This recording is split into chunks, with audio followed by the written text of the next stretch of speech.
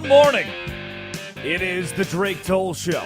Westwood One Sports and the Westwood One Sports app. Drake Toll with you from the Savannah Bananas organization, locked on Big 12 and right here on Westwood One Sports. There he is, co-hosting NBC Sports and ESPN play-by-play Pete Souza. Addie Bates produces, Laura Jimenez runs the board, and Baker Mayfield hates the Tampa Bay Buccaneers. Pete, this kid's a star. The guy is a bona fide star. He's been competitive ever since he got to the National Football League coming out of Oklahoma. Even when he was the Browns starting quarterback under Kevin Stefanski, he took the Browns to the postseason. If you can do that, you've earned a ton of respect in my book. He gets a hard reset with the LA Rams, a hard reset with the Carolina Panthers, and there was a question 3 years ago. Is Baker Mayfield still a starting quarterback in the National Football League, or is he old guy journeyman that turns into the vet that you pick up for a stopgap year? No, Baker Mayfield is a bona fide star, as showcased by a season in 2024 where he completed 71% of his passes. That's a nuts number, by the way. 4,500 yards and 41 touchdowns. Then yesterday at training camp, Baker Mayfield, the quarterback of the Tampa Bay Buccaneers, goes scorched earth on the Tampa Bay Buccaneers because they are undervaluing him and will not give him a payday. Baker Mayfield, if anybody, has deserved the money, and Tampa Bay said no. Well, we're talking right now about a guy who does his best work with his back against the wall. This is going to be one of Baker Mayfield's best seasons, definitely his best season with the Buccaneers. And I can honestly tell you that this is good for the Buccaneers, like in the totality of it. And I'm not saying the general manager, Jason Licht, like had this in his back pocket, like this was the idea. We're going to motivate this guy to have his best season ever. But when you look at this, Baker set a deadline. And by setting the deadline, he gave the Bucs an opportunity to make him a franchise quarterback. They didn't do it. And now he's pissed. And he's not going back to negotiate with them. I believe that he's going to have an amazing season, probably his best as a Buccaneer. I think he can actually push them to the playoffs with all the weapons that they have. And I think at the end of the season, they'll reconvene and they'll hammer a deal out, one that is suitable for both sides. But when you look at Baker Mayfield's career, you touched on it, but you kind of sped through it, right? Walk on. Twice in his college football career, Texas Tech and Oklahoma. Cast aside by Cleveland after he takes them to the playoffs. Bon voyage, Baker. We're good without you. And then he's literally in NFL no man's land. He's a backup in Carolina on one of the worst teams in the NFL, as he and Sam Darnold are basically in purgatory, right? They both battle their way towards heaven. Baker ends up finding his way in L.A. for a cup of coffee, which is strong enough to get him the opportunity with the Bucs, where he's supposed to be a bridge quarterback.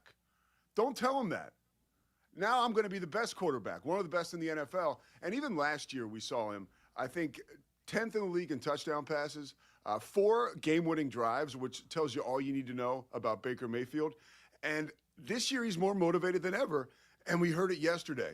The guy's pissed. He plays his best football pissed, and the Buccaneers are in good shape because of this. You could look at this and drill down and say people in this organization are looking to get paid, and they're not.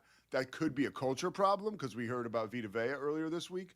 But yes, when you right now, I think this is good for the team going into the season. I truly do.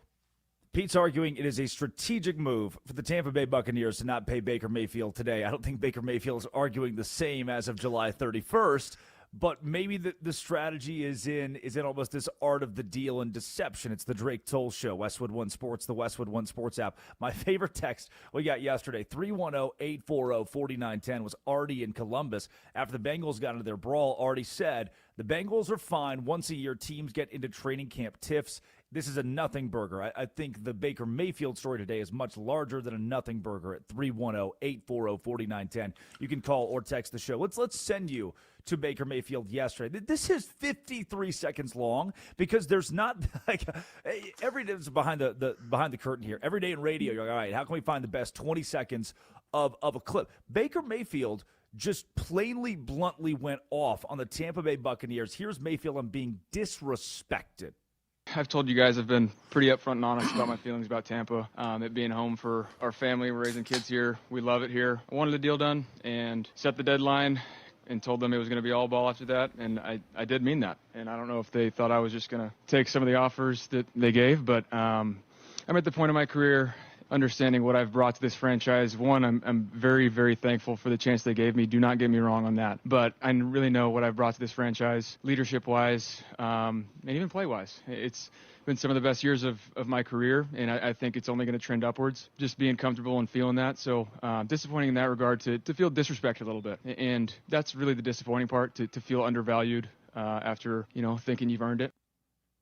Baker said, I know what I've done here. I know what I've brought to this place. Did he go too far in saying that, Pete? No, I mean, he brought 2 division titles to the team. He really infused the team with life. He built a culture there pretty much by himself on his back. And I mentioned the touchdown passes last year. He actually had 26. That was 6 in the NFL, and almost 4,000 passing yards. That was in the top 10 in the NFL. And when you talk about quarterback and that position, you want it to be a leader, and you want it to be your hardest worker. He is all 3 of those things. That is the trifecta. You can't get any better than that. And while I don't think it was calculated, right, by the Buccaneers themselves, I think that they're trying to put it this way. It wasn't calculated in the way that we're going to motivate him to have his best season by not paying him. I just think that right now they're negotiating with him. But he did not go too far at all. He deserves to be paid. I don't think it's out of the realm of possibility, like I said at the top. He's going to have a very, very good season.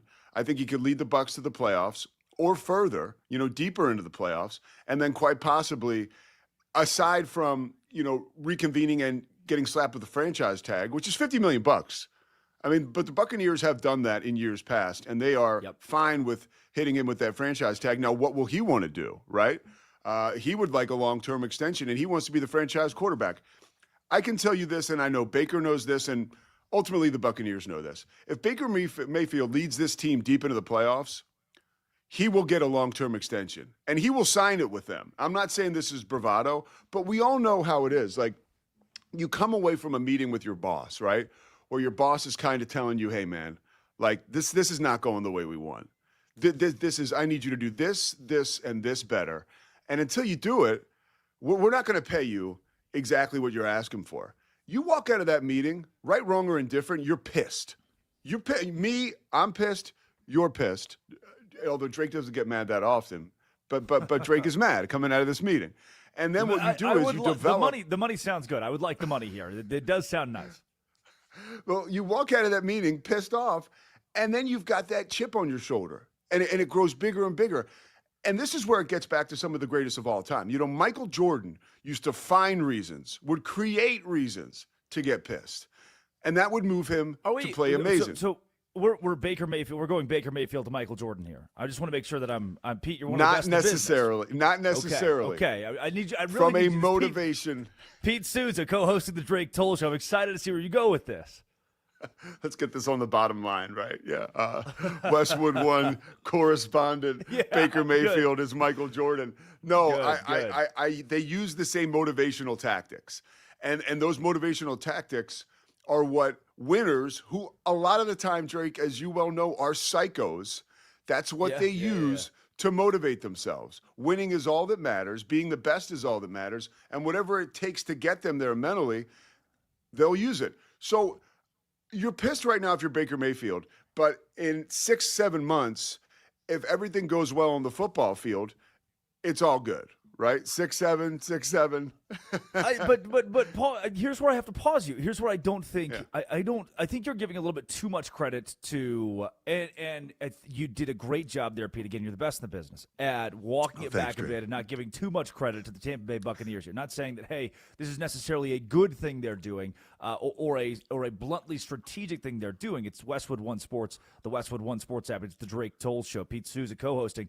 And 310-840-4910, did Baker Mayfield go too far? There's a quote in this that he gave that CBS wrote so eloquently, and he says, if you've waited this long to take care of your franchise quarterback, that's too bad because it only gets worse from here. I'm going to have a really big year. That's a veiled threat. That's a veiled threat to say, it's too bad you didn't value me because I'm going to be damn good this year. If you're saying that, he's not saying it's too bad you devalued me, I'm going to be damn good, and then re-sign. This is almost to spite the Tampa Bay Buccaneers. He's going to dominate for a year, but he sounds so out on the way the franchise is handling this that Baker might be so ticked off he doesn't come back. I don't buy that. I don't buy that at all. I can't hear what you're saying because your actions are speaking so loudly. The guy's been out there at practice every day. He's connecting with his teammates. He's leading his team. Loves Tampa. He clearly he's been clear. He loves Tampa. Yep, he wants to, and you heard him express gratitude to the organization, which shows he's not tone deaf. He's a guy that is just pissed off, and he's going to make it happen on the field. And I think the separation between today, because this is what we do, and this is why football is amazing, okay? It's July 31st. Like, I don't want to get anybody tempered as far as excitement is concerned, but we can tap the brakes a little bit on Baker Mayfield's future with the Buccaneers being decided before we turn the page to August. And I believe a lot of this stuff in training camp is exciting, and obviously it's emotional. And for Baker Mayfield right now, it's frustrating. And all those things lead to that press conference. But an 11-6 season and a push into the playoffs can lead to a brand new contract and a much different emotional feel, which is what I believe will happen. Can I add a wrinkle to this? Can I add another wrinkle for Baker Mayfield? It is Westwood One Sports, the Westwood One Sports app, the Drake Toll Show, talking Baker Mayfield, who went explosive yesterday on the Tampa Bay Buccaneers, saying he's being disrespected in contract talks and that he is not getting the deal that he deserves. He did bring up Vita Vea. This is a Pro Bowl nose tackle. Now, Pete, I want to go back and defend something you said earlier, that the Tampa Bay Buccaneers have the quality of athlete for a playoff run. The NFC South sucks. We know that. Tampa Bay, when healthy, is the favorite in the NFC South because it features the Saints, the Bucks, the Falcons, and the Panthers. They've got guys like Emeka Egbuka. He's going to be a star in the NFL. Young wide receiver Emeka Egbuka. Or tight end Kate Otten, who's growing up in the NFL. Bucky Irving, Kenneth Gainwell in the backfield. The defense with Antoine Winfield Jr. and Vita Vea. Both of those guys are Pro Bowlers. But Baker Mayfield, who is ticked off, said yesterday he's upset with not just his contract talks, but with Vita Vea not getting the respect he deserves at nose tackle. Quote, he deserves that being a contract. He's the second longest tenured Buck behind Chris Godwin, and Vita deserves it. He's the anchor of our defense, so I hope they take care of him. Vita Vea earlier this week requested a trade from Tampa as contract talks stalled. Baker's not just going scorched earth for his own sake. He's doing it for his teammates. This is deep-seated at this point. The franchise is not respecting its players in the eyes of its franchise quarterback. Well, Drake, this is a little before your time, but I know you're a historian, so you're very, very familiar with the 1980 Olympic hockey team. Of course. Yeah. If you remember, at the tip of the spear was Herb Brooks, the head coach, right? Again. Full of piss and vinegar. Again. A total disciplinarian. Again, right? And the team hated this guy, so much so that they bonded together and pulled off something that was greater than themselves. This is not, when you have a guy like Vita Vea and you have a guy like Baker Mayfield, these guys are pros, right? They're frustrated, but they're pros. This will only bring the team closer together and say, we're going to win despite those guys in the front office, right? Screw them. It's us against the world. And that can only make them better this season. So again, Herb Brooks was way smarter than Chris Licht and the Buccaneers. Chris Licht, Buccaneers general manager. But I will say the effect could be the same. The us against the world approach, the us against those jerks in the front office approach can actually behoove the entire Buccaneers organization, much like the 1980 USA hockey team. So if I woke up in Anna, Texas today, go Coyotes, by the way, head coach Seth Parr of the high school football team. I woke up in Anna, Texas today. You pop on the Drake Toll Show, Westwood One Sports. Pete Souza comes on there and says, hey, this year the Tampa Bay Buccaneers are going to be incredible because they're playing so ticked off, because they're playing with an extra added fire. If I get a great 2026 from the Bucs, what about 2027, 2028? Is this just a short-term play for one good year? This is not a Super Bowl caliber team. It's maybe a conference championship caliber team if the right break goes their way. What about the future? If these guys are actually upset enough to leave, this is not setting you up to win 4 years from now. Drake Toll, one of the best because he's always one play ahead. In this case, one season ahead, which I think is a little much. It's the NFL. Right, okay. We've got to focus on what's coming up this year. And this is a season where you're going to see teams like the Rams, quite possibly the Cowboys if they're in contention. In the NFL, you sometimes say F them futures. and you maybe trade picks for right now. You maybe will deal with emotions for right now, and it's not that deep as far as looking down the line goes. It's right now. That's what the NFL is all about, and that goes back to as much as Chris Licht could be, putting Baker Mayfield over a barrel and getting his whole locker room ticked off. He still is focused on this year and winning a title this year, and I think he's got a vision for the years after that. But let's be honest, I'm not the general manager right now. I've already compared this team to Michael Jordan and the USA 1980 Olympic team, so I do need to be careful a little bit. There's context to all that, folks, and we'll run it back again. We have got so much NFL to get to today. Deebo Samuel coming back to the 49ers. The star wide receiver makes his return. Baker Mayfield being upset with the Tampa Bay Buccaneers. We'll even talk the Saints locking down their guy, Chris Olave. 4-year extension worth $132 million. But for just a breath, let's take you to baseball. Westwood One Sports, the Westwood One Sports app. Last night, what dreams are made of. Going into the 7th inning, the Minnesota Twins, this is historic, Pete. Going to the 7th inning last night, the Minnesota Twins are being no-hit. Take you to the 9th, where they're down 3-0 against the Kansas City Royals, playing at home in Target Field with 2 outs. 3-0, 2 outs, nobody on. Well, they load the bases. And with an 0-2 count, down 3-0, it's what every kid dreams of. Let's take you to Minnesota. The 0-2 from Strom. Clemens in the air to right center field and deep. Back it goes. Deep it goes. And gone! Cody Clemens wins it. And the Twins walk off the Royals once again at Target Field. Can you believe it? 4-3 the final. Down to their final strike. Twins win. Twins win. The Twins win it. On an 0-2 count, no less, Pete. That's how you play. That's how you play at the yard right there.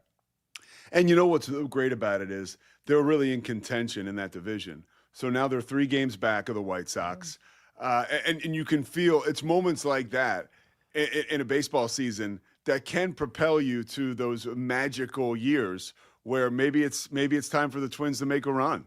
Very cool, very cool, very cool experience. Yep, good thing for the Twins they play in the American League, where everyone is bad. I think everybody's in contention in the American League at this point. When we return, is this the move that makes the 49ers a Super Bowl contender in one of the best divisions in football? We'll tell you more. It's Westwood One Sports, the Westwood One Sports app, 310-840-4910. Pete Souza co-hosting. Addie Bates produces. Laura Jimenez runs the board. This is the Drake Toll Show. Bucs QB Baker Mayfield doesn't have a...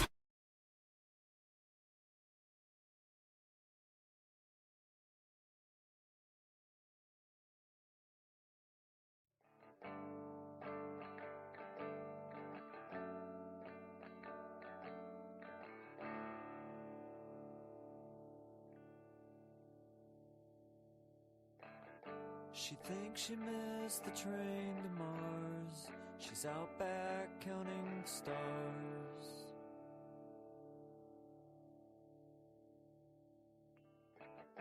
She thinks she missed the train to Mars. She's out back counting stars.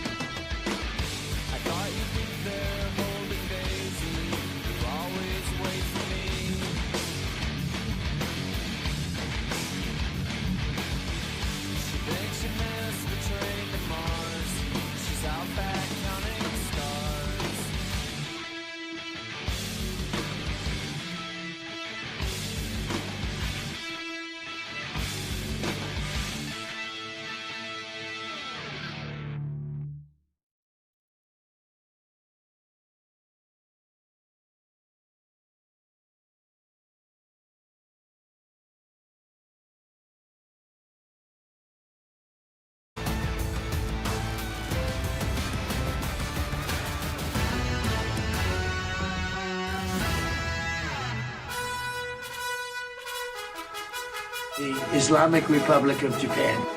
He was a tough cookie. And a little bit of stick it to him. I will not hurt myself. Did Deebo Samuel just make the San Francisco 49ers a Super Bowl contender? It is the Drake Toll Show. Westwood One Sports and the Westwood One Sports app. Drake Toll alongside ESPN and NBC Sports play-by-play Pete Souza. Addie Bates produces. Laura Jimenez runs the board. Here's what's going on. Let's take you out to San Francisco, Pete, where this energy facility, some sort of electromagnetic cave thing they've built next to Levi's Stadium for the 49ers, has started to rot away the ligaments of their players. Can I introduce you to Ricky Pearsall? And Ricky Pearsall, Arizona State guy, Florida guy, 2024 NFL draft pick, first rounder. Like, he's going to turn things around in the wide receiver room, or bolster a wide receiver room, despite being a late first-round pick for the San Francisco 49ers. And while he hasn't been a young star yet, he's one of those pieces the San Francisco 49ers have been excited about. He's the future. And now, after yet another injury for the franchise, this time a PCL injury for the young Ricky Pearsall, the Niners, needing a little backup at the wide receiver position, are going to Deebo Samuel, a familiar name who's back in the fold, cost-effective, one-year deal up to $7 million for the veteran Deebo Samuel. Now, Deebo, a great piece for the Niners to add as he comes back to San Francisco after a long tenure there, had a hiatus in Washington, and he's once again a 49er. But what's deeper to the whole conversation is last year it starts as a joke, as a rumor of sorts, that San Francisco's losing players because of this electromagnetic field that's eating them alive. But now we're legitimately talking about an electromagnetic field that's both eating the 49ers alive and causing their head coach to get into car wrecks where the police won't release the body cam footage. The tumultuous nature of what the 49ers have gone through in the last year, despite having a Super Bowl roster, is not a good sign for a franchise that had everything going for it this time 14 months ago. Well, you want some good juju, you bring back Deebo Samuel, right? Like that's one of the things. Good. You look at this move right away, and you put it in our text thread last night as I was getting tucked in, getting ready for the Drake Toll Show. I saw the all caps Deebo text from my man Drake, and I got excited because I look at my phone and I say, oh, we're reuniting here. And first of all, I love a story like that, and particularly for Brock Purdy and particularly for a San Francisco team that's had a rough offseason. I mean, the injuries up and down the lineup already, specifically at wide receiver, which you've already touched on, are a little scary. And what a perfect guy to plug in, because guess what Deebo Samuel does not do? Miss games. The dude plays 15, 16 games every season. You have to go all the way back to 2020 when he played just 7 games. So that is amazing for this team. That was his sophomore campaign. It's his second year. I mean, he's now 7 years deep in the NFL. Yeah, so this is a guy who not only brings you leadership, it's a familiar face to the organization who was there for the height of a lot of their successes over the course of the past 6-7 years. And I think also he had how many catches? 72 catches last year, 727 yards. The 72 catches was the second most he's had in his career. Like, this is a guy who is a friendly target for a quarterback, who is someone you look to on 3rd and long, particularly if you're Brock Purdy and you have a connection with him. This is something for this team. I don't know if I agree with you that this is going to take them to the Super Bowl, but right now, in a tumultuous offseason where things have gotten really rocky on and off the field, it definitely holds the line for a minute or two while everyone can get everything together in training camp. And then I think he is the guy that late into the season, as you know, November turns into December, he can take you over the line and push you into the playoffs and maybe a game or two into him. What's great about Deebo Samuel we devalue him by calling him wide receiver. I'm going to pay an homage here to Taysom Hill. May he rest in peace. His NFL career, that is, the Saints kind of do-it-all guy. By the way, Westwood One Sports. If you're just joining us, Taysom Hill is alive. Yeah, he's not dead. This is Westwood One Sports. It is the Drake Toll Show. And Taysom Hill hangs it up after 10 years in New Orleans yesterday. He was get the ball to Taysom Hill. when everybody's banged up, when things aren't going well in New Orleans, in seasons where we're winning, in seasons where we're losing, when we have Drew Brees, when we don't, get the ball to Taysom Hill in some capacity at quarterback, wide receiver, running back, fullback. Just do it. Deebo Samuel brings a little bit of that. He's not a modern player. He's got some old school, just get him the ball in some capacity. In his career, Pete, guy's got 219 carries for 1,200 yards and 21 touchdowns in 7 seasons. 406 receptions. He's a 5,000 receiving yard guy in his career, 27 touchdowns. He's got it both carrying the football and catching the football. Deebo Samuel gives you another dynamic playmaker. Oh, and by the way, alongside Mike Evans. Those are 2 options for the San Francisco 49ers that are dangerous enough for Brock Purdy to make noise. But we're having a conversation about the toughest division in football. I mean, we're having a conversation about the Los Angeles Rams, the Seattle Seahawks. The Rams have the best roster in football. The Seahawks have the best defense in football. The San Francisco 49ers, you stick them in the NFC South, they might not lose a game in their division against the Falcons and the Carolina Panthers and the Buccaneers. In the NFC West where they're positioned, it would take 14 prime Deebo Samuels to make me think the 49ers are division contenders just for how good everybody else is in that division. That's where I'm happy. I'm excited to get kind of the Swiss Army knife. But damn, man, I look around the division, and it's going to take a Herculean effort for the 49ers to topple the 2 teams that they have to play most. It is, but when you're going to make a run at the top of the division, especially one as jam-packed like the West, you need a guy who can help you win close games.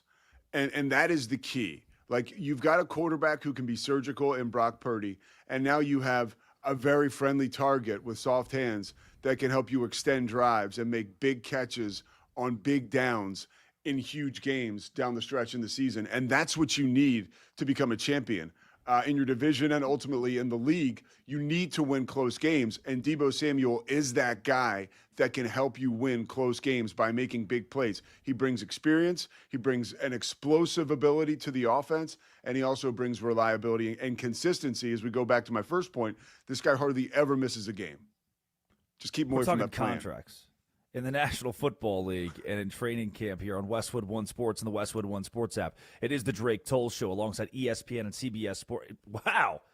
I'm manifesting for you. CBS, NBC Sports and ESPN play-by-play Pete Souza. Speaking of party animals, tonight, 9 o'clock Eastern time, against the Texas Tailgaters on the blue turf in Boise, Idaho on ESPN. Oh, that stadium is the greatest. Oh. The best, you're gonna.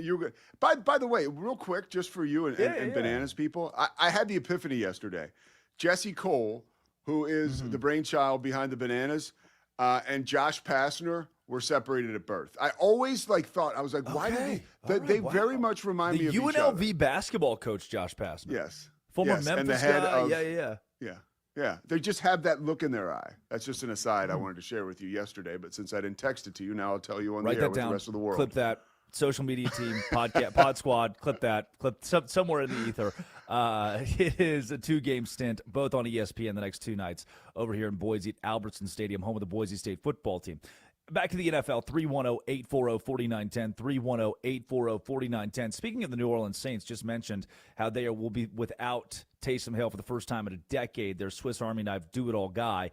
They just locked in their guy, the dude guy, the guy you go to at all times by signing a massive deal, in this case, Chris Olave, to a 4-year contract worth $132 million, $90 million guaranteed. Adam Schefter was the first to report this. And Olave's extension comes after a year of negotiations. We opened the show talking about Baker Mayfield wanting a payday. It takes a long time. Mayfield set a hard and fast, this is my date. We have to get the year done. We have to get the deal done within a year. And for Olave, we've had 365 days of the first-round pick from Ohio State back in 2022, still a young guy, getting his first major payday in the National Football League. He was going to play the year on a 5th-year option if the deal did not get done. Now he's locked into 2030. I think the Saints are a year away from contention. We talk about NFL teams, Tyler Shuck being their quarterback. I'm still not sure if Shuck is the guaranteed option. I think they're a year away from contention as we talk about NFL teams that are ready to pull the glass open, press the red button, and say, I'm ready to win right now. I don't think the Saints aren't prepared for that. But a move like this shows that, hey, in 2028, 2029, when we have the roster to win, Olave is going to be the piece, the skill piece that gets us there. Dude, I love how you are looking at this as like a window into the future, because I totally agree. And the future starts now with the culture they're building with a move like this. This is way more about the salary cap, and it's way more about the locker room, than it is about the salary cap. I mean, this is a receiver who had, I think, 9 touchdowns last year, 1,200 receiving yards, 100 catches, and let's think about how we got here. He was considering retirement after 2024. Getting his bell rung game after game. The concussion situation had become so scary for him, his family, and even the Saints that he thought about walking away from it. The Saints showed him loyalty. They hung in there with him. And then he has a season where he could go looking for a lot of money elsewhere, maybe more money elsewhere, maybe a better situation elsewhere. But he stays in New Orleans with the Saints. And when you talk about the city of New Orleans, you're talking about grit, right? If you're a member or a card-carrying member of the city of New Orleans and you're a resident there, it's different. People look at you different. You meet somebody from New Orleans, outside of New Orleans, it's almost like you met a fraternity member at an airport, and you see the logo and you dap each other up. That's coming from a guy who's not in a fraternity, but I've seen it happen a couple times, so I'm going with it. Yeah, but that's really what it is. This is special. So he's part of something that's bigger than himself. And the Saints need that guy who can anchor this team, because they're only predicted to win 7.5 games right now in Vegas. And I would expect a move like this to maybe put them a tick over that, maybe 8 or 9 wins. But this isn't a team that anybody's looking at to go deep into the playoffs. You think Tyler Shuck. A contract here like this is worth a win or two for the New Orleans Saints? Absolutely. Oh, there's no question about it. Yeah. Yeah, I think because it helps out your quarterback, a young quarterback. And it also, Jordan Tyson out of Arizona State, one of the best wide receivers coming into the league this season. A great kid, an amazing athlete, has made many a big catch throughout his college career playing for the Sun Devils. You've been around him quite a bit, too. Jordan Tyson, you've been around him for a while. Well, covering the Big 12, calling games for ESPN, Big 12 games specifically, gotten a chance to see him a few times. And one of the things about him is that he's still somewhat raw. And a guy like Chris Olave to have in the locker room, he's by no means a Crash Davis, right? From the movie Bull Durham, looking to bring this kid into maturity and the major leagues. But at the same time, he is there to help a young player like Jordan Tyson realize his full potential. And if those guys are both running full throttle, you make Tyler Shuck look a lot better. And you make Travis Etienne look pretty good too, behind you playing running back. That adds balance to that offense and maybe gives them 8-9 wins. Olave said, quote, "This is where I want to be, man. They took a chance on me. They traded up in the draft to get me. This is where I want to be." The American Red Cross needs blood donors now. Make your appointment today. Visit redcrossblood.org. Use the blood donor app or call 1-800-RED-CROSS, redcrossblood.org. When we come back, are the Yankees done for? I told you the American League is wide open. Part of our biggest losers of the day, the New York Yankees. Here's why their season might just come to a halt, and they've just got to sell before August 3rd at the trade deadline. It's Westwood One Sports and the Westwood One Sports app. Pete Souza co-hosting. Laura Jimenez runs the board, and Addie Bates produces The Drake Toll Show. Westwood One. We love sport.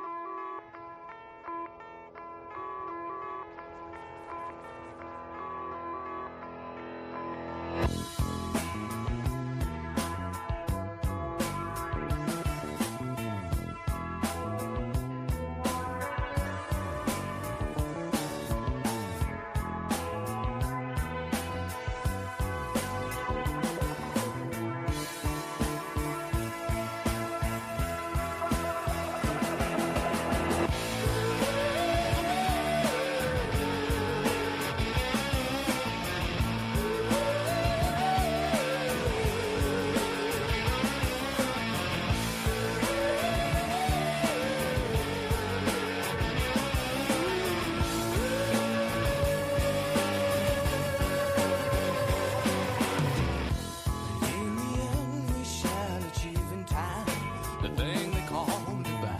When all the stars will smile for me, when all is well and will is all for all and forever after. Maybe in the meantime, wait and see. Love me all, you. Lands are green and skies are blue. But all in all, we're just like you. Love me all, you.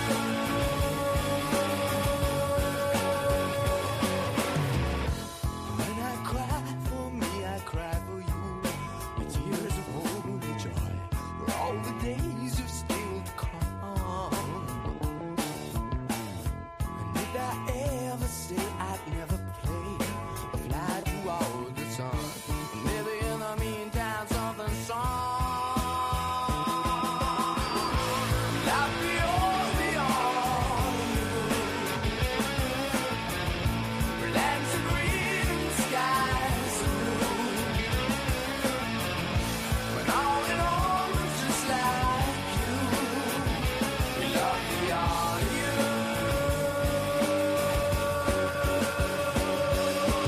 That sound fine, so I'll see you sometime. Give my love to the future of the showing time. Okay, that's not okay. While it's on my mind, is it good if it's a crime for a future love dream that I'm still to find? But in the meantime, love me all, you. Lands are green and skies are blue. All in all, it's just like you.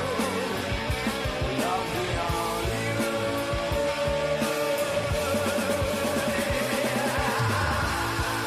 Love me all, you. Lands are green and skies are blue.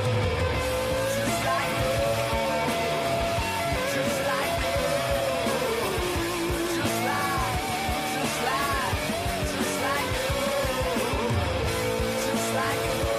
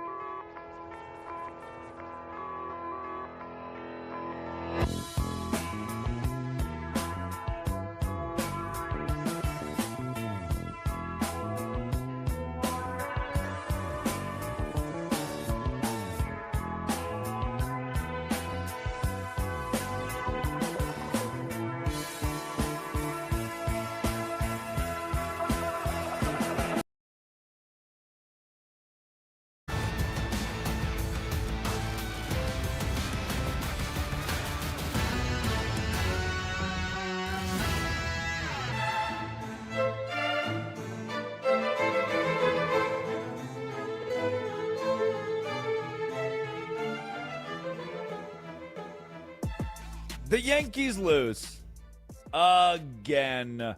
Major League Baseball and the American League has taken an absolute dip in 2026 and been borderline unwatchable, including, as of recent, the New York Yankees. And it happened again yesterday. It is Westwood One Sports and the Westwood One Sports app, the Drake Toll Show, alongside Pete Souza, ESPN and NBC Sports play-by-play. Co-hosting, Addie Bates produces, Laura Jimenez runs the board. And it's time for our biggest losers of the day.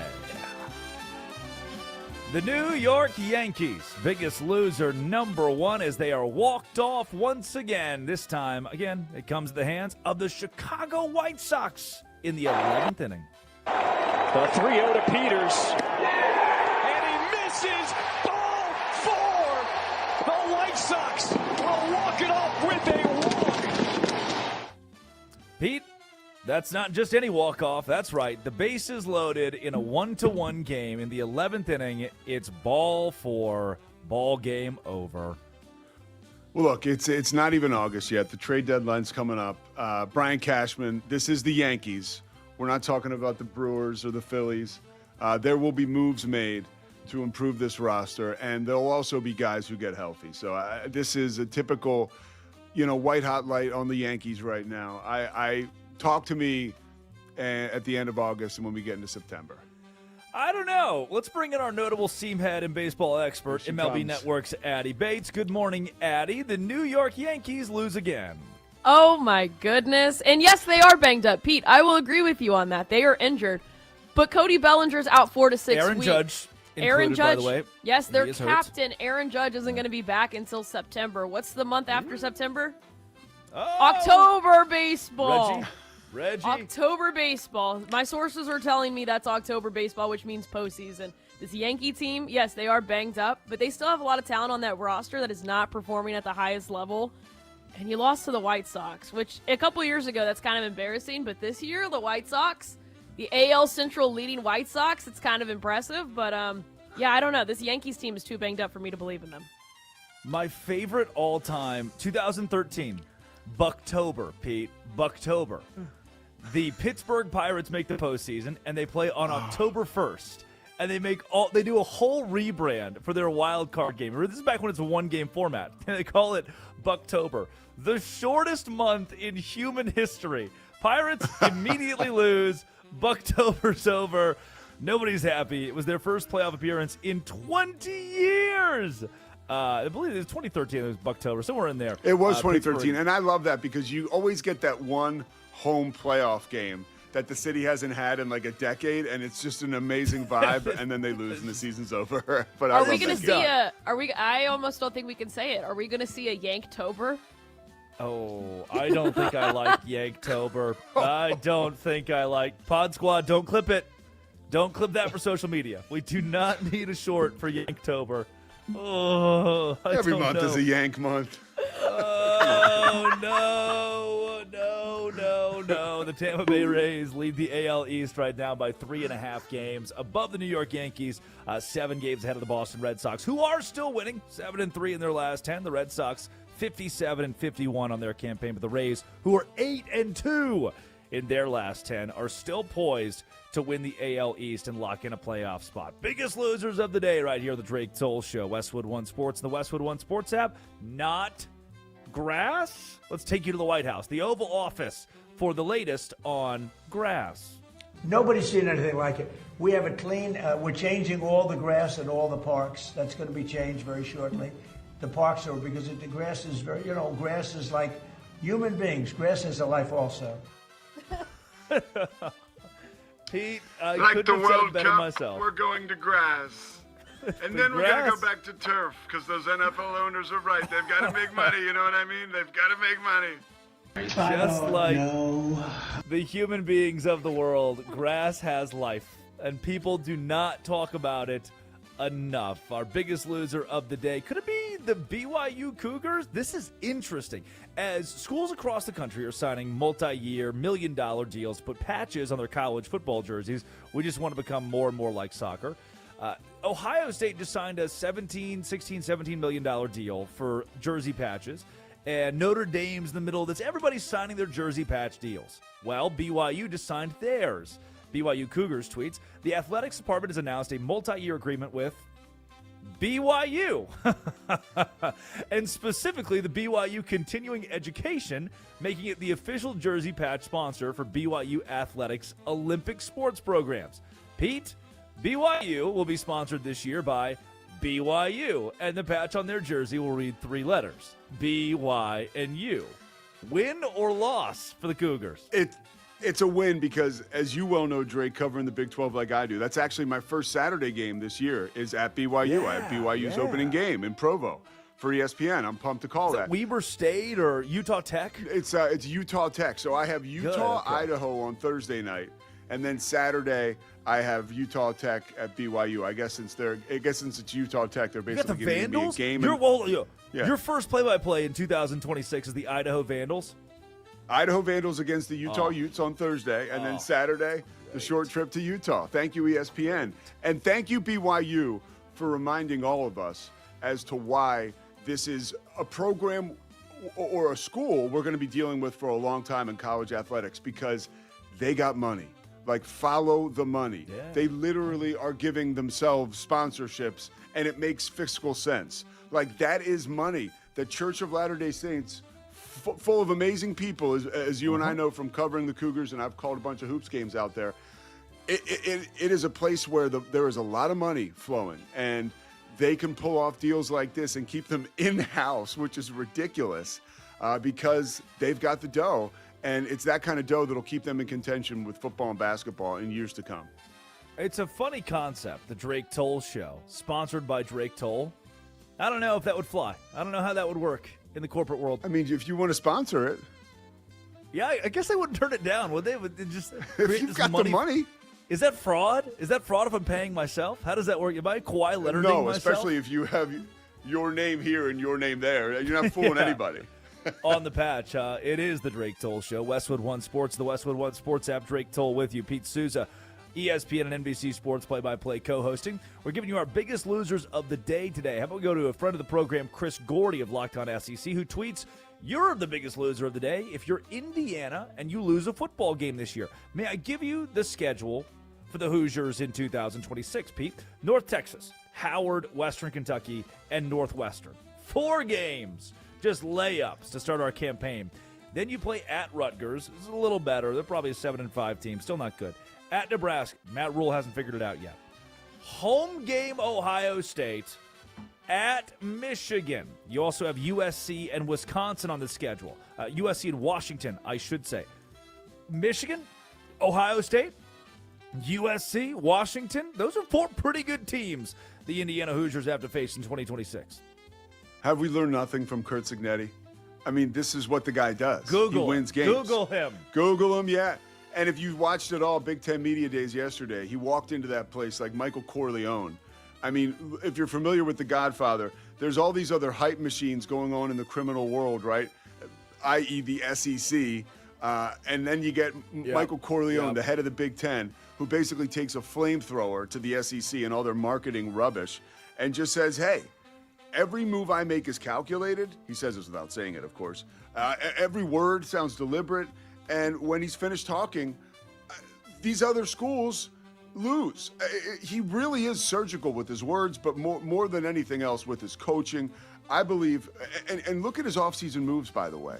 They're one of these teams, like, they don't recruit, they reload. They got Josh Hoover, one of the best quarterbacks in America, from TCU. Yep. They got 2 amazing defenders from Kansas State. This is a very good football team once again this year, and there's still continuity with holdovers. I really like Indiana and their chances again this season, and I think Ohio State's going to be their biggest test, in my opinion. And if they can get by Ohio State, I think we could be looking at them once again deep in the college football playoff. Biggest winner of the day on the Drake Toll Show. Let's give it to Sean Payton.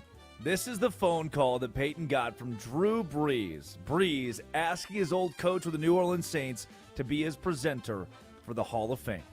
I'm honest to God, I can't believe you just did that. And yeah, absolutely, man. We were. Listen, we've done enough of this. Like, all of a sudden, it's awesome. I can't wait. I love you. I love you too. Appreciate you. You too. Pete, that's just a good human being moment between Sean Payton, a choked up Sean Payton, and Drew Brees. Yeah, it just shows like the connection those guys have and the powerful relationships that are forged through football. And that is obviously a very special one. And Sean Payton, for him to induct Drew Brees, I actually get really excited about the speech and the potential there. That will probably be friggin' awesome. Sean Payton, Drew Brees, that era of NFL football is just awesome, man. That duo in the National Football League was 2 words. Must-see TV. And those guys who have ever played for Sean Payton or have, even defensive guys. I talked to Chris Canty yesterday. He said Sean Payton was the most brilliant coach he's ever seen. And that was on the offensive side of the ball. Canty's a defensive guy. It's a really cool deal. Sean Payton's the best.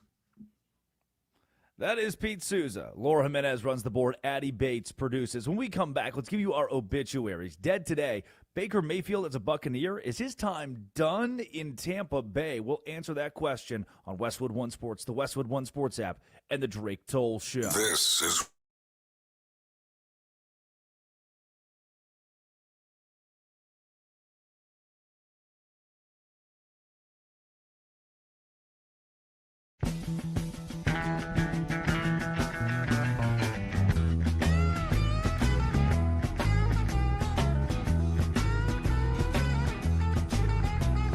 trucking, got my chips cashed in, keep trucking, like the Doodah Man, together, more or less in line, just keep trucking on.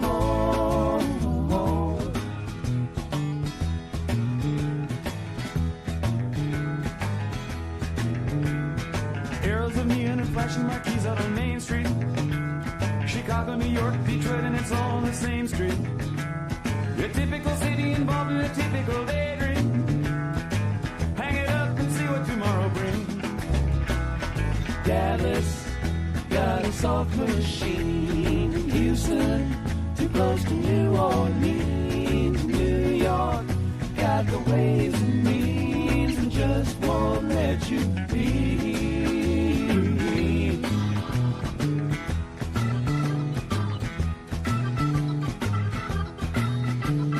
Most of the cats that you meet on the street speak of true love.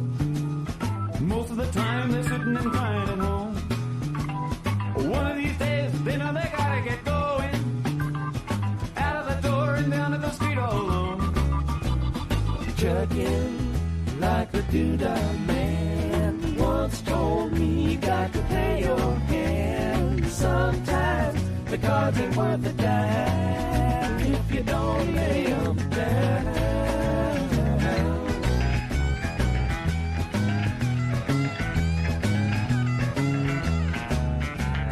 Sometimes the light's all shining on me. Other times I can barely see. Lately it occurs to me. What a long, strange trip it's been.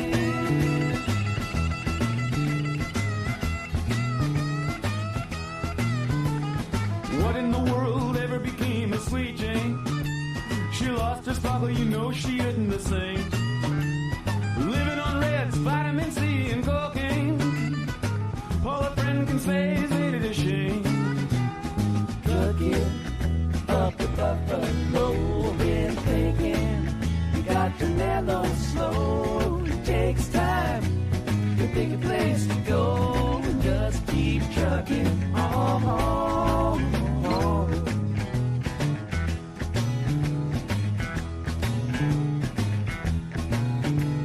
Sitting and staring out of the hotel window.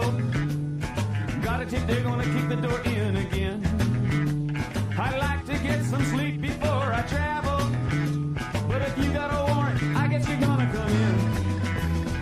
Busted down on Bourbon Street. Set up like a bowling pin. Knocked down, it gets to wearing thin. It just won't let you be.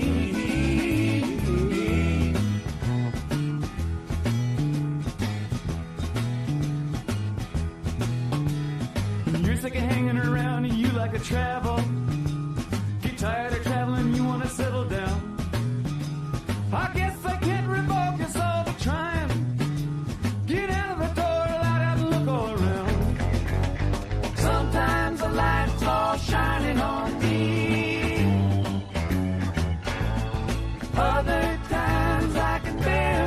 sing. Mayfield occurs to me. What a long, strange trip it's been.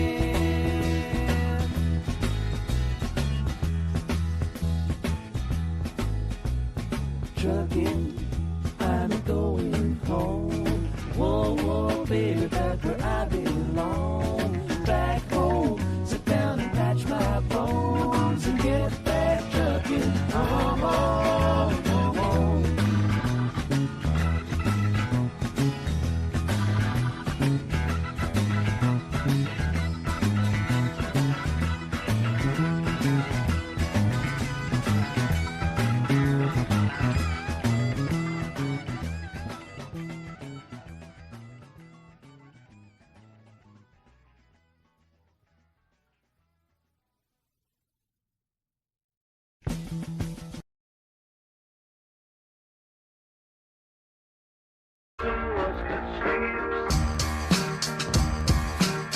Baker Mayfield, done in Tampa Bay. That is the question. He seems very, very unhappy with the franchise right now as he is not getting paid.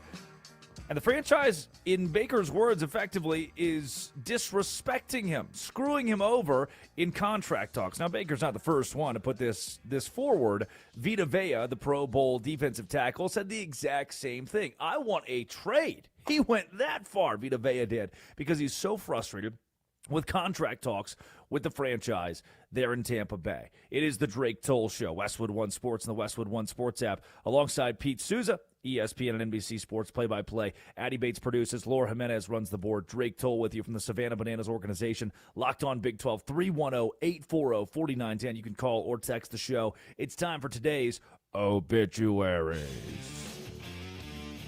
Dead today, Baker Mayfield as a Tampa Bay Buccaneer. Here is Baker on not getting a contract extension when he fully expected those conversations to go better than this. Unfortunately, it feels like I'm having to prove my worth yet again. When the disappointing part is, I feel like I've earned that contract, but it is what it is. And so for me, it puts me somewhat in a mentality of, all right, just go earn it again. And that's somewhere that I'm pretty comfortable doing. But here, it's not just me doing it. I have a great group around me. I'm really excited about offense coming together, our big boys being healthy again, and just the new additions that we have. So it's, I know the headlines are all Vita and I, but pretty soon here it'll change. Pete, disrespected, overlooked, feels like he's proven it, and he's not getting the bag that he wants from Tampa Bay. Did this just tank the 2026 season for the Buccaneers? No, it just took it to another level. The two-time walk-on at Texas Tech and Oklahoma, who worked his way to being the number one pick in the draft, then took the Browns into the playoffs, a divisional round, only to be cast aside. And then here he comes resurrecting his career after short stints in Carolina and L.A. He's going to be our bridge quarterback. That's what the Buccaneers thought. No, he's going to be your quarterback. And at this point, he should be your franchise quarterback. And if you don't want to make him your franchise quarterback, he's going to show you this season exactly why, because Baker Mayfield operates at his best with the chip on his shoulder, as if he can get any better than 4 game-winning touchdown drives last season, close to 4,000 yards passing, 6th in the NFL with 26 touchdown passes. And I mentioned it earlier, I compare this now to the U.S. Olympic hockey team in 1980, because with Vita Vea, with Baker Mayfield, with other contention in the locker room, but it's directed at the front office. It's us against them. Let's band together and show these guys why we're so good, and then get the hell out of here and go make some serious money. The problem is, if they have great seasons in Tampa Bay, they're human beings like me and you. They'll fall in love with the city, or they're already in love with the city, but they'll forgive the organization and sign long-term deals. Yep, 310-840-4910. The text line and the phone line is open. You can call or text. Ken in Stark, Florida, says Baker is bigger than the Bucs. Another example of us, assuming that means the organization, destroying the guys who care most. Pete, do you agree? Is Baker Mayfield bigger than the Tampa Bay Buccaneers this season? Well, I don't know if he's bigger than the organization itself. I wouldn't say that, but he certainly is coming from a pretty pure place where he feels he deserves this money. I think he does too. And Tampa Bay's kind of screwing him around. And he's saying enough already. That's why he and his agent put a line in the sand and said, this is our date. And the date has passed, and so we're done talking. But I don't think he's bigger than the Bucs. No, I wouldn't say that. Dead today, our obituaries in the Drake Toll Show. This cop's career?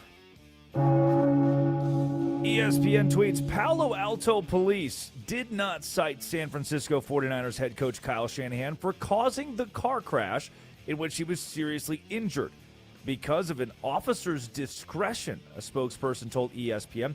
Pete, here's what we know. Kyle Shanahan, more than 2 weeks ago, got into a wreck, nearly 3 weeks ago now, got into a car wreck going, in Shanahan's words, 20 miles an hour, drops his phone, goes to look for it, crashes head-on into a 21-year-old girl. He's got lacerations, 40 stitches, a bunch of broken bones, can't coach the 49ers to the fullest extent, has to appoint an effective interim in this period, and no one knew about it for 2 weeks in the public.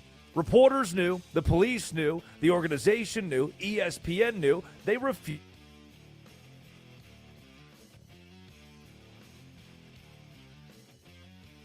We lost our boy. I mean, I can still see him, America.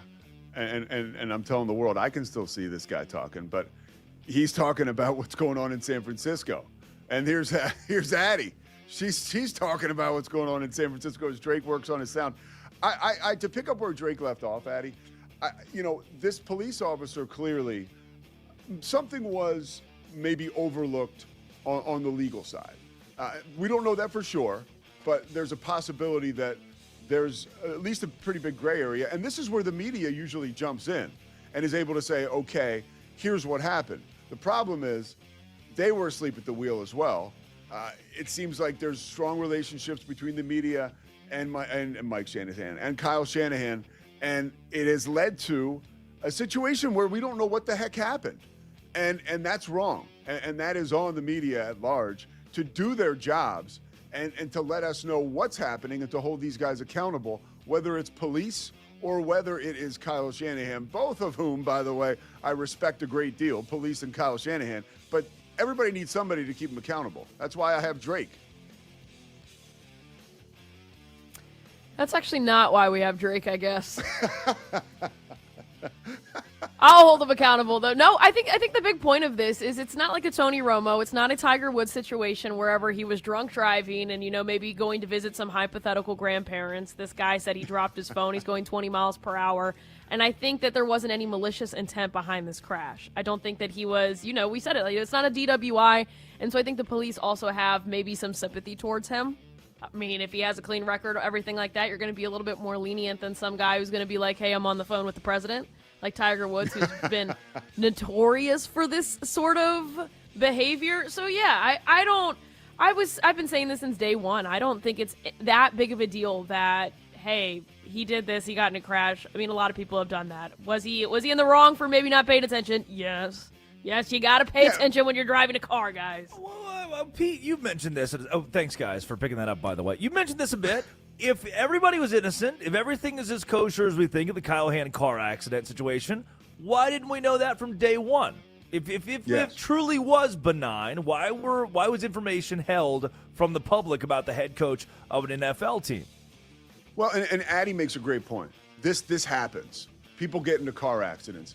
And clearly Kyle Shanahan's a good man, and it pays to be a good man and treat people well because he's got everybody on the okie doke now. He's getting kid glove treatment. And I would just like to know, initially when this happens, what exactly happened. And the fact that we have a dead period of 10, 11 days, and we keep getting drips and drabs of new information, and when that information comes out, like Kyle Shanahan gathering the beat writers and saying, oh yeah, it was my fault, when it was his fault, and then said beat writers being like, man, what a great guy. Shucks, he just told us it was his fault. It's like, dude, therein lies the problem.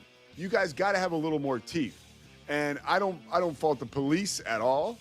I don't fault Kyle Shanahan to a certain degree. Really, the media is the group here who is not doing their job.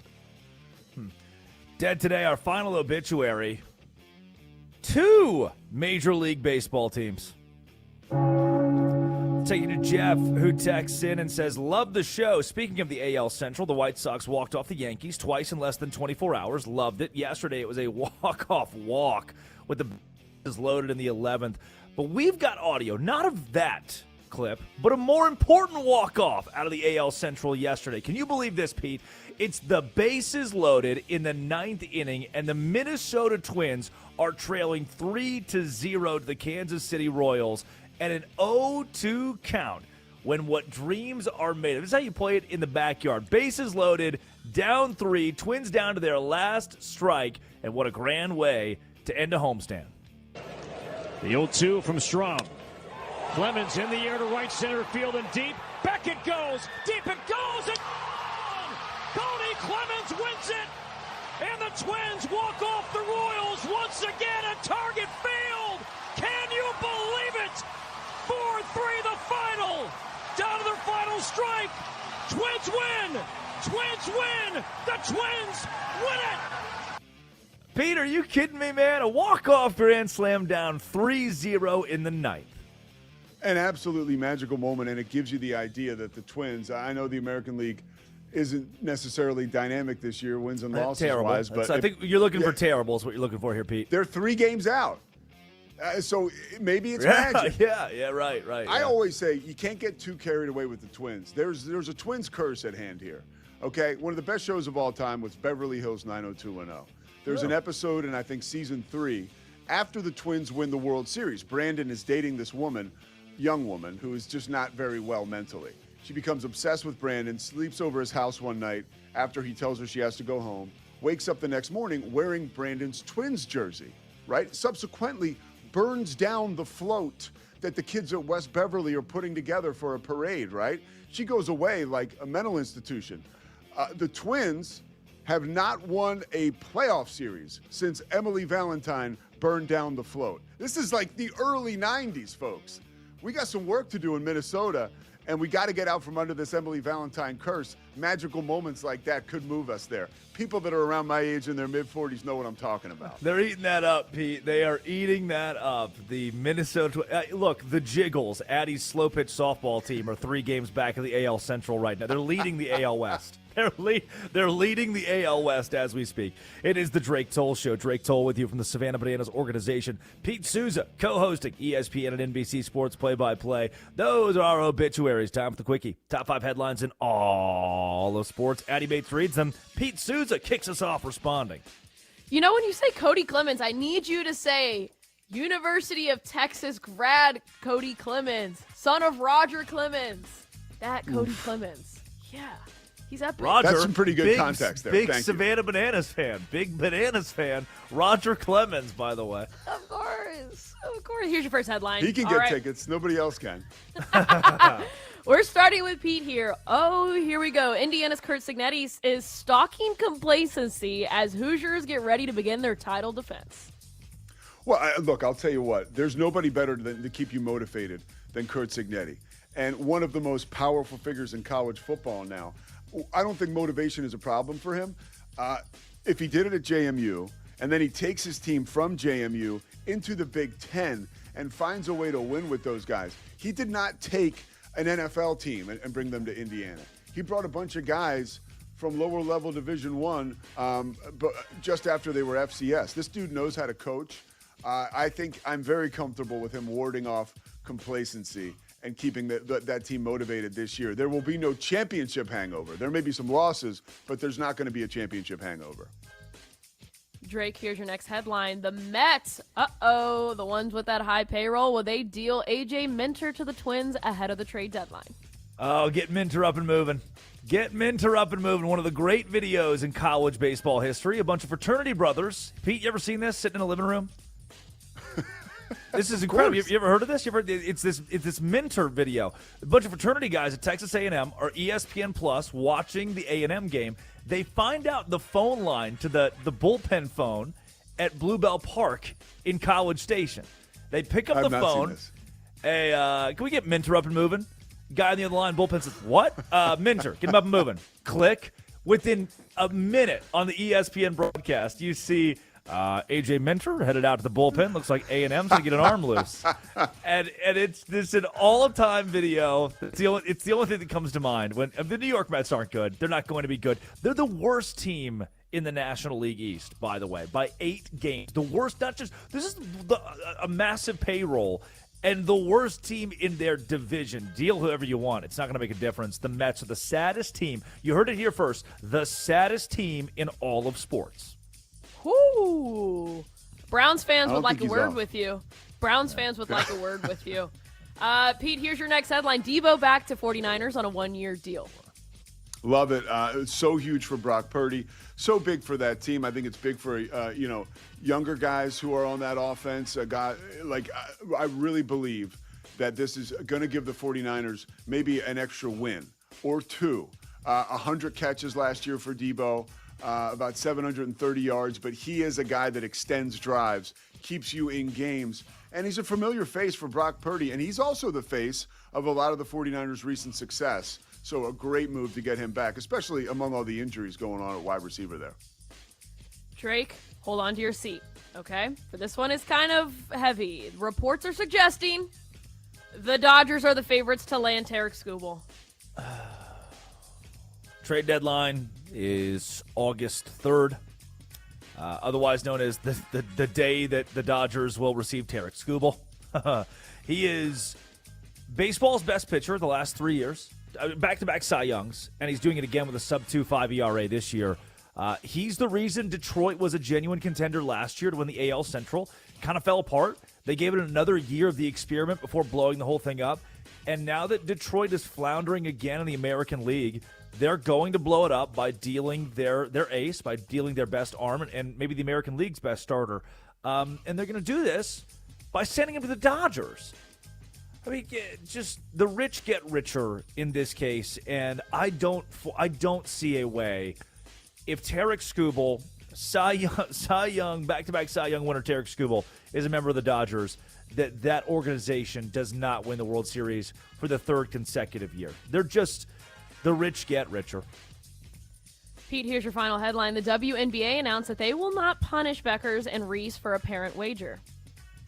Yeah, Angel Reese and Paige Beckers with that silly $400 bet before the WNBA All-Star game that was caught on film and then put online and taken down.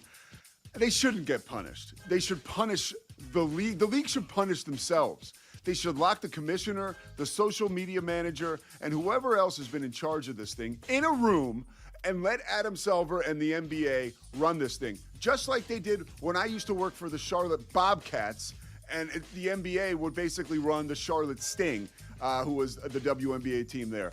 This is a league that the NBA subsidized, and now they're doing so well, and it's like they can't handle the success.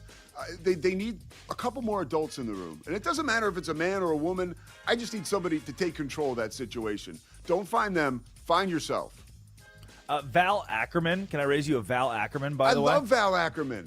Correct. That's what. So I don't think, Pete, what you're saying here is that it's we need to get the women in leadership out of the WNBA and let Adam Silver take over. I mean, I'm trying to give you some context here. Yeah, please. Yeah. There have been great leaders like a Val Ackerman. Kathy Engelbert has proven time and time again, commissioner of the WNBA, not to step on your headline, by the way, that she is not capable of running this ship, and it is as full steam ahead. It is as juggernaut of a ship as it's ever been, and Kathy Engelbert, the commissioner of the WNBA, is blowing it up instead of taking advantage. She is the Detroit Tigers. The WNBA is the New York Mets. They're the New York Mets. Drive by for the Mets and Tigers. You like that, Addie? That's great. Shots fired, and those are your headlines for the day.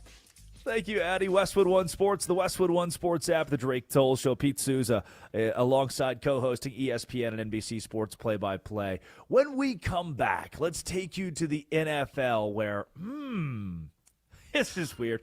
Baker Mayfield might not be the starting quarterback for the Tampa Bay Buccaneers past this season. Hell, he might not make it through the season as the Tampa Bay Buccaneers starting quarterback. Why? What's going on in the Bay? In the Bay, and also Kurt Signetti, the Big Ten.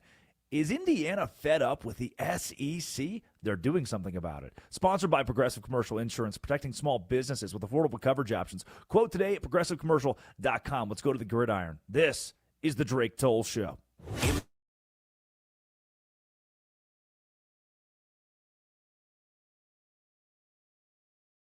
Our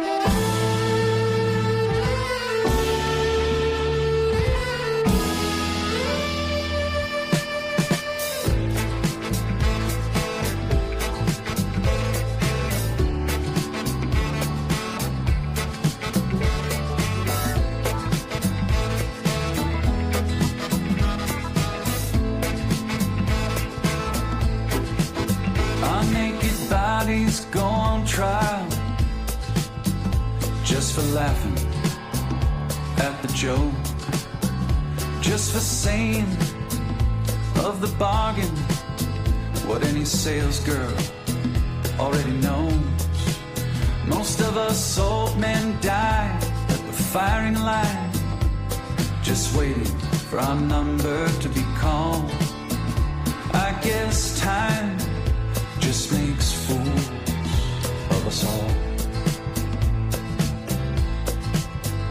Now the king gets his stepson when he's loaded as a gun.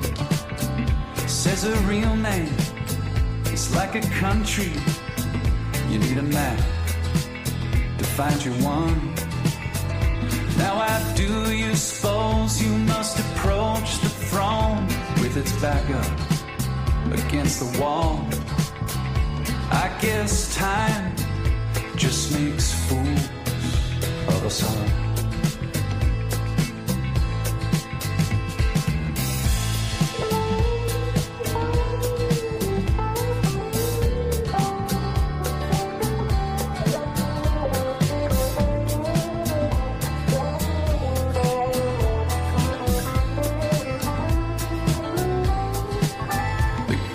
Minds of my generation, glad they conscripted in the war of defending any Goliath that would deign darken the door.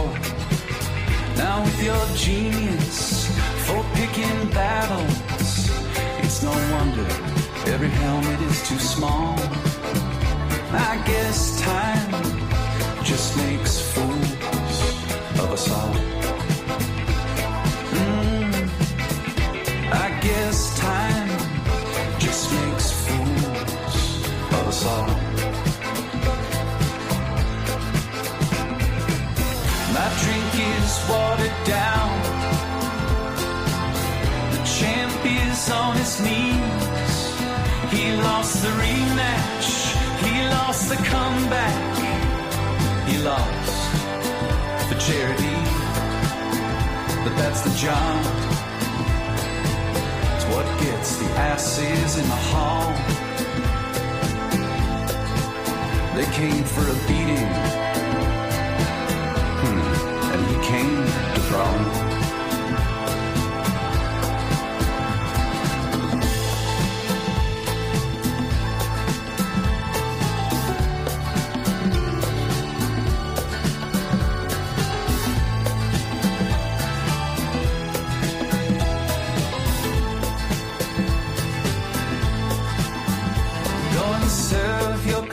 Notice that of all the young gods I have known, yours is easily the least famous to turn down the cover of a Rolling Stone.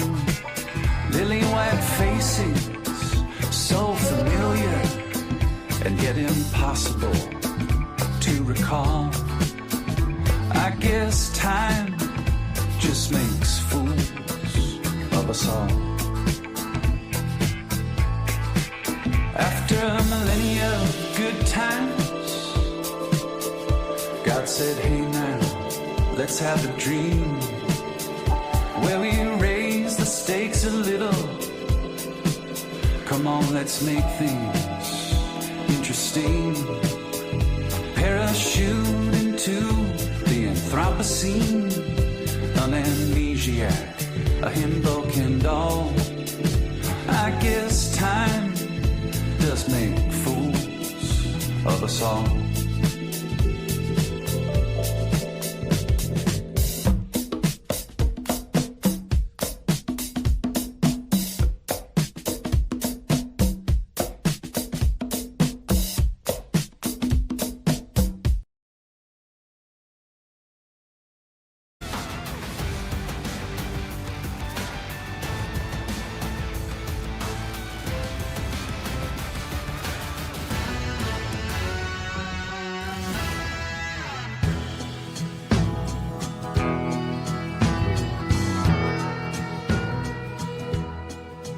Mayfield is sick and tired of the Tampa Bay Buccaneers and the position they have put Baker Mayfield in. 310-840-4910. You can call or text. It is the Drake Toll. Drake Toll with you alongside Pete Souza, co-hosting Pete's with ESPN and NBC Sports as a play-by-play guy. And now we go out to Alabama. Chance in Alabama. You got no problem with what Tampa Bay is doing. Help me out with that, Chance. Baker plays best whenever he's on edge, when he's frustrated, or when something's got him going and he's offended. Good. They didn't win the division last year, and if I'm Tampa, you're doing the right thing, man. You got the franchise tag to fall back on, and when guys like Josh Allen, Lamar Jackson, and Joe Burrow ain't getting to the Super Bowl, I mean, unless you got a squad like Sam Darnold have, like one of the top 10, maybe top 15 best teams of all time surrounding the quarterback, middle of the pack, Baker ain't going to get it done because you have to have great quarterback play in this league. So you ride out this year, hey, maybe you get lightning in a bottle. I think the best Baker can possibly do is win one playoff game, and that's it. And if it goes bad, see ya. You go get a crappy quarterback and maybe get a top 5 pick and start over. If he's great, you move on. You go from there. Just let Baker be on edge. Let him be frustrated. I agree. I think that this gives you your best chance, and I don't think, and I said chance, I don't think it's his best, or it's their best calculated thinking by the Bucs organization, Chance. But I do think this is going to put him in a position to play pissed off, and that's when he plays his best. I mean, unfortunately, I think a lot of us do our best work when we're pissed off or trying to prove somebody wrong. I mean, that's at least how I operate. I mean, maybe I'm not thinking with the clearest head, but I'm certainly motivated. And you don't want to make the same mistake the Dolphins had. Now, I know Baker's better than Tua, but that was a huge mistake giving Tua that big money. Just don't go down that road. Like I said, the franchise tag is always there. Dallas franchise tag. It's there if you need it. Chance, appreciate the call. Always good to hear from you. And that's a good call by Chance, because this now brings us to another part or branch of this Baker Mayfield situation, which is some great players have been like this with franchises, totally at odds, where it felt like, okay, we're at an impasse here, and I may not, this is the players speaking, spend the rest of my career, if not no more years, with this team. And you can look at Aaron Judge with the Yankees when Judge bet on himself and bashed 62 home runs the following year. Lamar Jackson in the Ravens. It felt like he was never going to play for Baltimore again. Has an amazing year. They come together. Kobe Bryant was as good as a member of the LA Clippers at one point, calling into Stephen A. Smith's radio show saying, I am going to play for the Clippers. And Derek Jeter even had a couple dust-ups with the Yankees where it felt like he was going to leave town. This is not a first of its kind, and it's not an untenable situation where we can't find a resolution. If Baker has a very good year and the Bucs play well, and like Chance said, win that 1 or 2 playoff games, he could still be a Buck long term and get that franchise deal, not that franchise tag. It is the Drake Toll Show on Westwood One Sports, the Westwood One Sports app. Drake Toll with you alongside Pete Souza. Here's what I love about that, Pete, and this is just sports talk radio in general. If I can take a minute just to get on the soapbox, is we're live on Sirius XM 375 in rental cars and new cars across the country, and folks that are subscribed to Sirius XM and have 375. Folks who listen to Jim Rome in the afternoons, right, or are tuned in to Josh Graham, who are listening to the show today, or the Drake Toll Show YouTube channel, the Westwood One Sports app, and then over 300 affiliates across the country. And guys like Chance, who love sports talk radio, are dialed into sports talk radio, get to call in and talk in cars across the country and give a strong take like that about Baker Mayfield. And what's even better is Pete, that's not something that we necessarily touch. That's another branch of the story. It's another exit to go off of that we didn't quite talk about, is look at other examples of quarterbacks who got big paydays, like a Kirk Cousins in Atlanta or a Tua Tagovailoa in Miami. It felt as though at that time, hey, this guy in some way or another has earned his payday. He has earned the franchise quarterback tag. And then once he got the payday, it wasn't the same. He wasn't playing with the back against the wall, gritty, tough mentality. That's a very good addition to the story with Baker Mayfield being frustrated without a contract extension. Baker's probably better when he's frustrated. Yeah, most players are. And that's why we talk about, that was the thing with the NBA contracts when they had like those 9-year deals that developed into like becoming an albatross around an organization's neck. But the guy, the player, let's say a big dog, Glenn Robinson, will play his rear end off to try to earn that big money in a contract year. He gets the contract, and then you could basically put him to sleep. Contract years are huge for players who are lukewarm on their passion. For a guy like Baker Mayfield, air quotes, contract year like this could catapult the entire organization into another orbit. Let's talk college football. A lot of the NFL today, Chris Olave's extension with the New Orleans Saints. We've talked Deebo Samuel to the 49ers, and he's back in the Bay Area on a $7 million deal, as well as Baker Mayfield's contract frustrations. But in college football, waves are being made by the Indiana Hoosiers. It's the Drake Toll Show, Westwood One Sports, and the Westwood One Sports app, 310-840-4910. Kurt Cignetti is the James Madison head football coach and decides to bet on himself and go to Indiana. His opening press conference, he says, Google me. I just win. Google me. And then yesterday at Big Ten Media Days, after 10 days of SEC propaganda, and the SEC is the best conference in college football and nobody's better, Kurt Cignetti was fed up. Here's what Big Sig said about the Big Ten being the best, and it's not close. The Big Ten is the best league in football, and a lot of really good football teams. It's hard to win on the road. Very physical football teams, very well coached. It definitely prepares you for the playoffs. There's no doubt about it. The numbers speak for themselves. I mean, we don't run a hype machine up here in the Midwest. We believe everything's earned, not given. And when we fall short, we say we fell short. We don't cry a river, whine, and complain, all right? And that's why we're the best. Can I push back on Kurt Cignetti? Will you allow this? Will you allow me this opportunity? Of course. Pete? Your job is to coach football. I know. And you're damn good at the podium. When Kurt Cignetti gets up to talk, it goes well. I like listening to the guy. He's one of the only coaches at Big Ten Media Days, by the way, to get to the podium and say, we're the best conference. Unequivocally, we're the best conference. We win championships. This is what we do. Kurt just told you that in that clip. And he took a shot at the SEC, saying in the Midwest, we don't complain, we don't run a hype machine, we're not about that, we do it the right way. Pete, what did we talk about all last week? The SEC. And what do people love? What do people love to hate? The SEC. What do people love to love, Pete?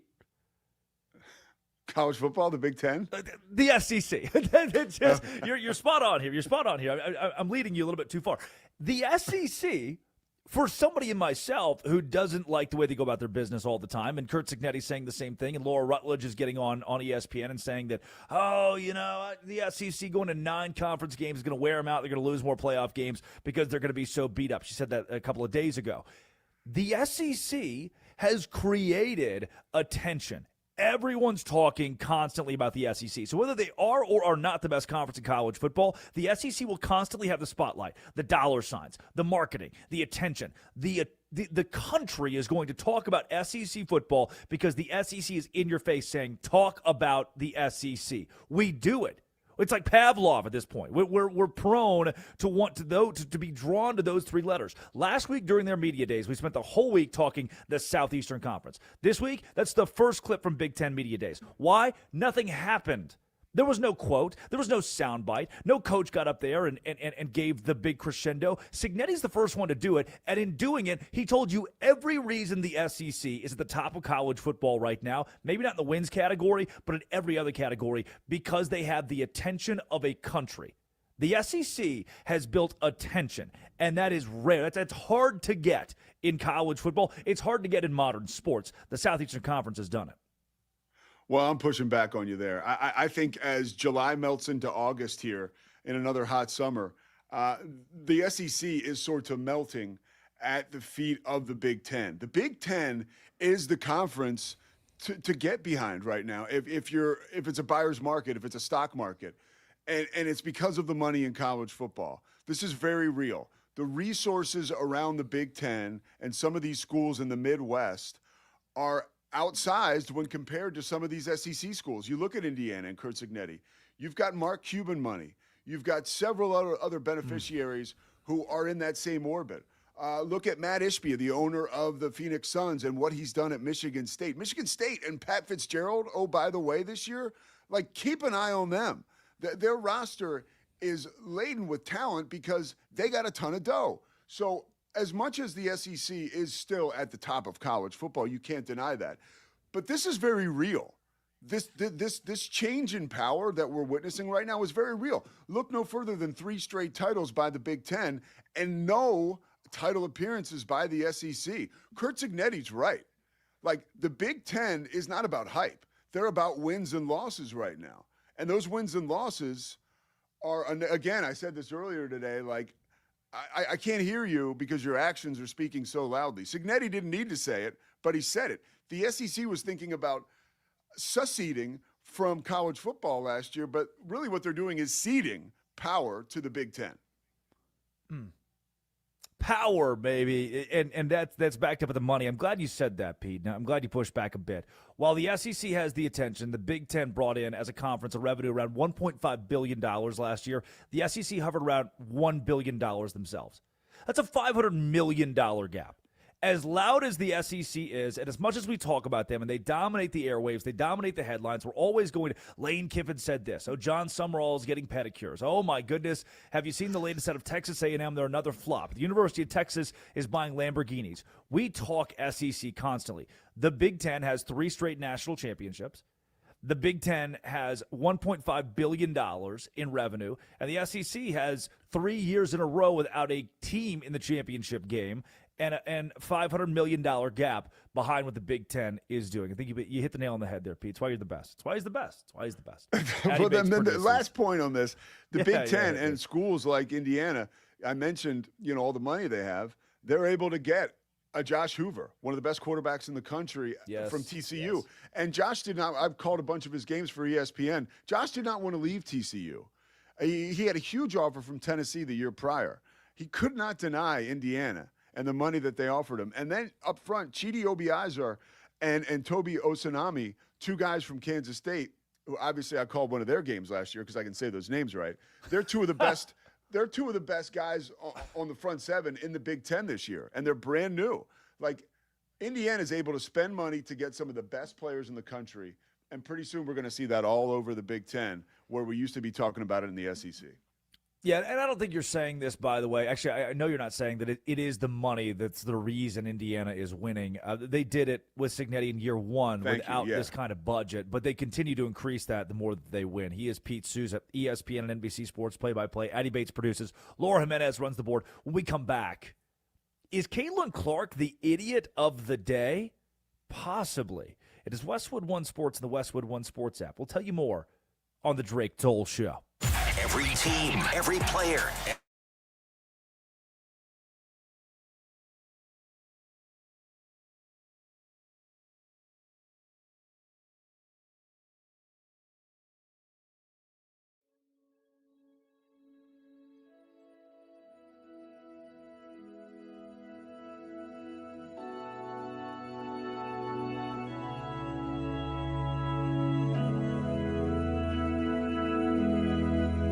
Listen as the wind blows from across the great divide. Voices trapped in yearning, memories trapped in time. The night is my companion, and solitude my guide. Spend forever here and not be sad.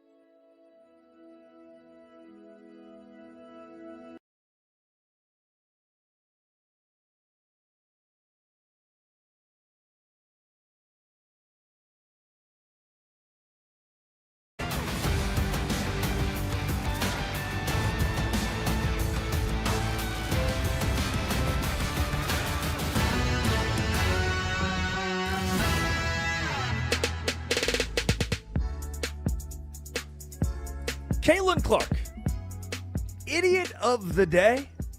Is that the case here? Well, if you asked Elle Duncan, former ESPN personality, that very well could be it. Caitlin Clark has taken the WNBA by storm, the sports world by storm since her days at Iowa, knocking down three-pointers as the most prolific shooter in women's basketball history at the collegiate level. Here is Elle Duncan. Again, former ESPN personality. Elle Duncan, she's made a couple bags over the course of her life as a reporter on Caitlin Clark being bad for the game. Love for it to be very clear to the people who think they are her fans but are using her, if she would say, stop that shit, I don't want it. I'm tired of it. As opposed to what we've seen, which is the media makes up these narratives. The media makes up this discourse. That's not true. The media highlights the stories and they show it, but at the same time, like, the media did not make up that members of Congress are trying to get literal government intervention into whether you get fouled too hard. Like, this stuff has to stop. It's not going anywhere. Whoa. Elle Duncan, hold on a second here. You're telling me that Caitlin Clark is the idiot of the day because she's not denouncing all of these racists or bigots who are her fans and she's helping build this up. No. Caitlin Clark actually told me personally, and the world, per ESPN, on July 3rd, quote, the harassment, the hate, none of that is okay. There should never be question of character. I've always stood up here and I've said that. It's what I believe. It's how I was raised. None of that is okay. I don't want anyone to experience that. So how in the hell is a personality who's got a whole lot of sway in the sports world, the women's sports world, going to get in front of a microphone and say that Caitlin Clark has not denounced any of this and she's the problem because she's not telling these people to stop, when Caitlin Clark ad nauseum is telling them to stop? It's Westwood One Sports, the Westwood One Sports app, the Drake Toll Show. Drake Toll with you alongside co-host Pete Souza, NBC Sports and ESPN play-by-play. Pete, is Caitlin Clark the idiot of the day, or is Elle Duncan way off?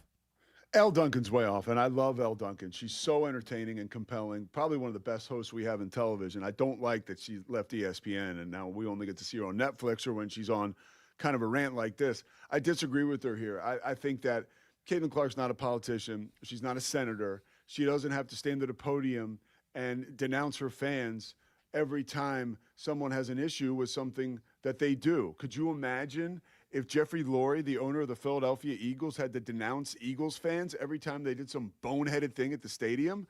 He'd spend his life at a press conference. Like, it's not Caitlin Clark's job to get up there and try to shut this stuff down. And by the way, we are talking about people on the fringes and situations and instances that really don't even exist, that I do believe some members of the media are creating and drumming up. Caitlin Clark just wants to play hoops. I really do. It's weird because I know she's so wealthy and, is enjoying her career as a player, but this can't be easy for her. It has to suck. And I'm not saying it's okay that the women that are getting these messages or these attacks, because what Elle Duncan is talking about is some of the death threats that Caitlin Clark's opponents have received on the back end of fouling her hard or whatever. But yeah, it's a bummer. And I'm happy that it's football season, right? I mean, it's time to talk about the NFL. We can stop. And honestly, that's where the WNBA has fumbled the bag, because people are going to now tune them out because of this crap, and it's football season, so goodbye. And I love the WNBA, but they've done it to themselves. Didn't have to be this way. It did not have to be this way. The WNBA, they can have the honors of today's Idiot of the Day. Idiot of the Day. Idiot of the Day number 2. Can we give it to those who believe that the Big Ten is the best conference in college football? We have a text out of Massachusetts. It says, the way I see it, the Big Ten has the best top 2 or 3 teams. The SEC has the best overall 6 to 8 teams. The Big 12 has the most competitive balance. Even as a Big 12 fan, I would consider the SEC the most talented conference, but I can't handle the hype they get when the only non-SEC team they beat in the playoff last season was Tulane. It is the Drake Toll Show. Westwood One Sports, the Westwood One Sports app. Appreciate that text at 310-840-4910, 310-840-4910. Pete, while I think the text is well fleshed out, saying the Big Ten's top-heavy, the SEC's got depth, the Big 12 has competitive balance, Am I off on this? Tennessee is around the 6th or 7th best team in the SEC. 6-7? No, you're right. Okay. Would you say Illinois is probably the 6th-ish best team in the Big Ten? Yeah, I mean, right around there. It could be better. I introduced you to Illinois beating Tennessee in a bowl game last season. May I? I think the Big Ten goes deeper than we expect, and we learned that in the bowl season. Now, people are going to push back. Oh, we hate the bowl games. Dog, I'm looking at a result on the gridiron. I'm looking at it on the football field at what happens. And, Pete, people are going to say, well, you can't take bowl games because kids opt out. Here's what I'm looking at, Pete. Here's what I'm looking at. You want a stat? You want a number, a figure here about the SEC? Last season, LSU played Houston in a bowl game. LSU had 66 blue chips, 4 or 5 stars, 66 on their roster. Houston had 6. I don't care if half the team opts out. You still have 30 more blue chips than your opponent, and Houston beat LSU in a bowl game. You can't tell me anytime those guys step between the white lines, they don't want to win. No, they're trying to win when they're on the football field, and the SEC just cannot back it up anymore. No, and it's I'm a card-carrying member of the SEC is the best conference in college football, or at least I was, for many years. And now common sense is prevailing as the landscape of college football changes. The tradition is rich. The ratings are out of control. You're still quite possibly going to get a team that could win a national championship out of the SEC, and the conference is deep. There's no question about it. But the changing landscape of college football, i.e. pay for play, simple as that, has leveled that landscape. And we're starting to see now some of the repercussions of those changes. And if you can't see it in the SEC, just like Drake said, look at the results on the football field. He mentioned bowl games. How about we mention championships? How about we mention championship appearances? That is where it starts and ends. Now, even if Nick Saban says last week at SEC Media Days, hey, we're still the best conference because we're the deepest conference. Remember, that guy's still getting paid $500,000 from Alabama. And I love Nick Saban. Love him. But, I mean, I've listened to him read the phone book. I love him so much. But at the same time, he's got to be real. The Big Ten's the best conference in college football. It's in the trophies, and it's in the stats. We're giving you our Idiots of the Day on the Drake Toll Show, Westwood One Sports and the Westwood One Sports app. Idiot of the Day, Baker Mayfield. He feels disrespected by his contract talks and the lack of an extension from the Tampa Bay Buccaneers. Baker went scorched earth yesterday at training camp. Take a listen. I've told you guys I've been pretty upfront and honest about my feelings about Tampa. It being home for our family, we're raising kids here. We love it here. I wanted the deal done and set the deadline and told them it was going to be all ball after that, and I did mean that. And I don't know if they thought I was just going to take some of the offers that they gave, but I'm at the point of my career understanding what I've brought to this franchise. One, I'm very, very thankful for the chance they gave me. Do not get me wrong on that. But I really know what I've brought to this franchise, leadership-wise, and even play-wise. It's been some of the best years of my career, and I think it's only going to trend upwards, just being comfortable and feeling that. So disappointing in that regard to feel disrespected a little bit. And that's really the disappointing part, to feel undervalued after, thinking you've earned it. Pete, could Baker be the idiot of the day because Tampa's pulling a fast one on Baker Mayfield, doing a little reverse psychology here to make him play up to a highest standard? No, I think he's part of, if you want to consider it, the problem. You just heard him lay the timeline out. I gave them a date. They didn't get it done in time by that date. So now I'm pissed, and I'm going to play the best football of my life. That's like typical Baker Mayfield. That's how he operates. He almost set himself up to succeed through that deadline because he knew, hey, if I'm motivated through feeling disrespected internally, I'm going to play my best football. And again, this is a guy coming off a season where he had 4 game-winning touchdown drives. That's some of the best in the NFL. I mean, that's a clutch player. 26 touchdowns, 6 in the NFL. Passing yards, almost 4,000, 10th in the NFL. And he also is someone who you can look to in big moments to make big plays. And when you see what's going on with Vita Vea, right? He's also frustrated. This is when you can put it back on the Bucs if you want, because there's another angle to this.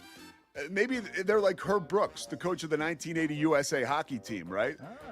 They got everybody, Chris Licht is their GM. Everybody's so pissed at him, we're going to bond together and play in spite of him.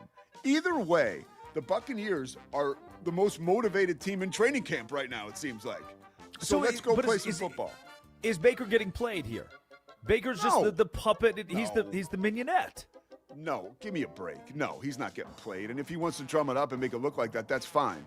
Just play on the football field like you know you can when you're motivated. That's all that matters. He's not getting played. He kind of is painting the scenario that he's getting played in his own head. And you know who else used to do that?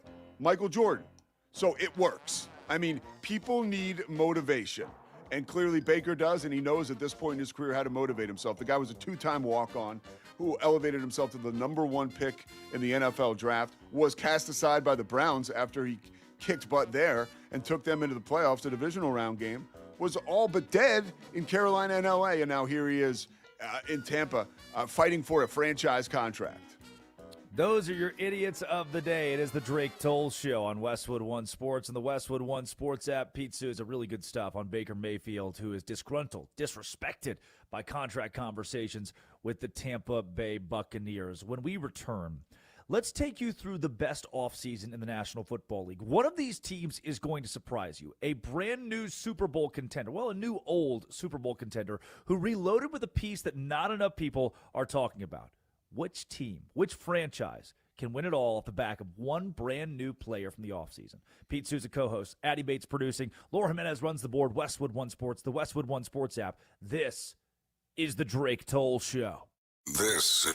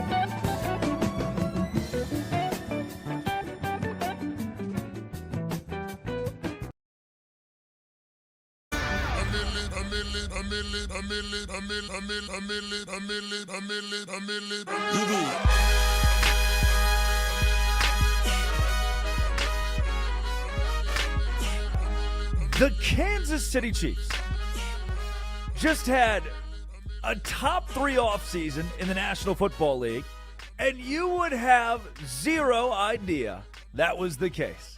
It is the Drake Toll Show. Westwood One Sports and the Westwood One Sports app. Drake Toll with you from the Savannah Bananas organization, Locked On Big 12, alongside Pete Souza, ESPN and NBC Sports play-by-play. Addie Bates produces. Laura Jimenez runs the board tonight, 9 o'clock Eastern Time. The Party Animals and the Texas Tailgaters will have you live. I'll be on the call on ESPN the next 2 nights, giving you a little banana ball, but let's keep it on the gridiron. That's right. Banana ball is being played at a football field tonight in Boise, Idaho, at the campus of Boise State. And we'll keep you on the gridiron with the teams that had the best off seasons in the NFL.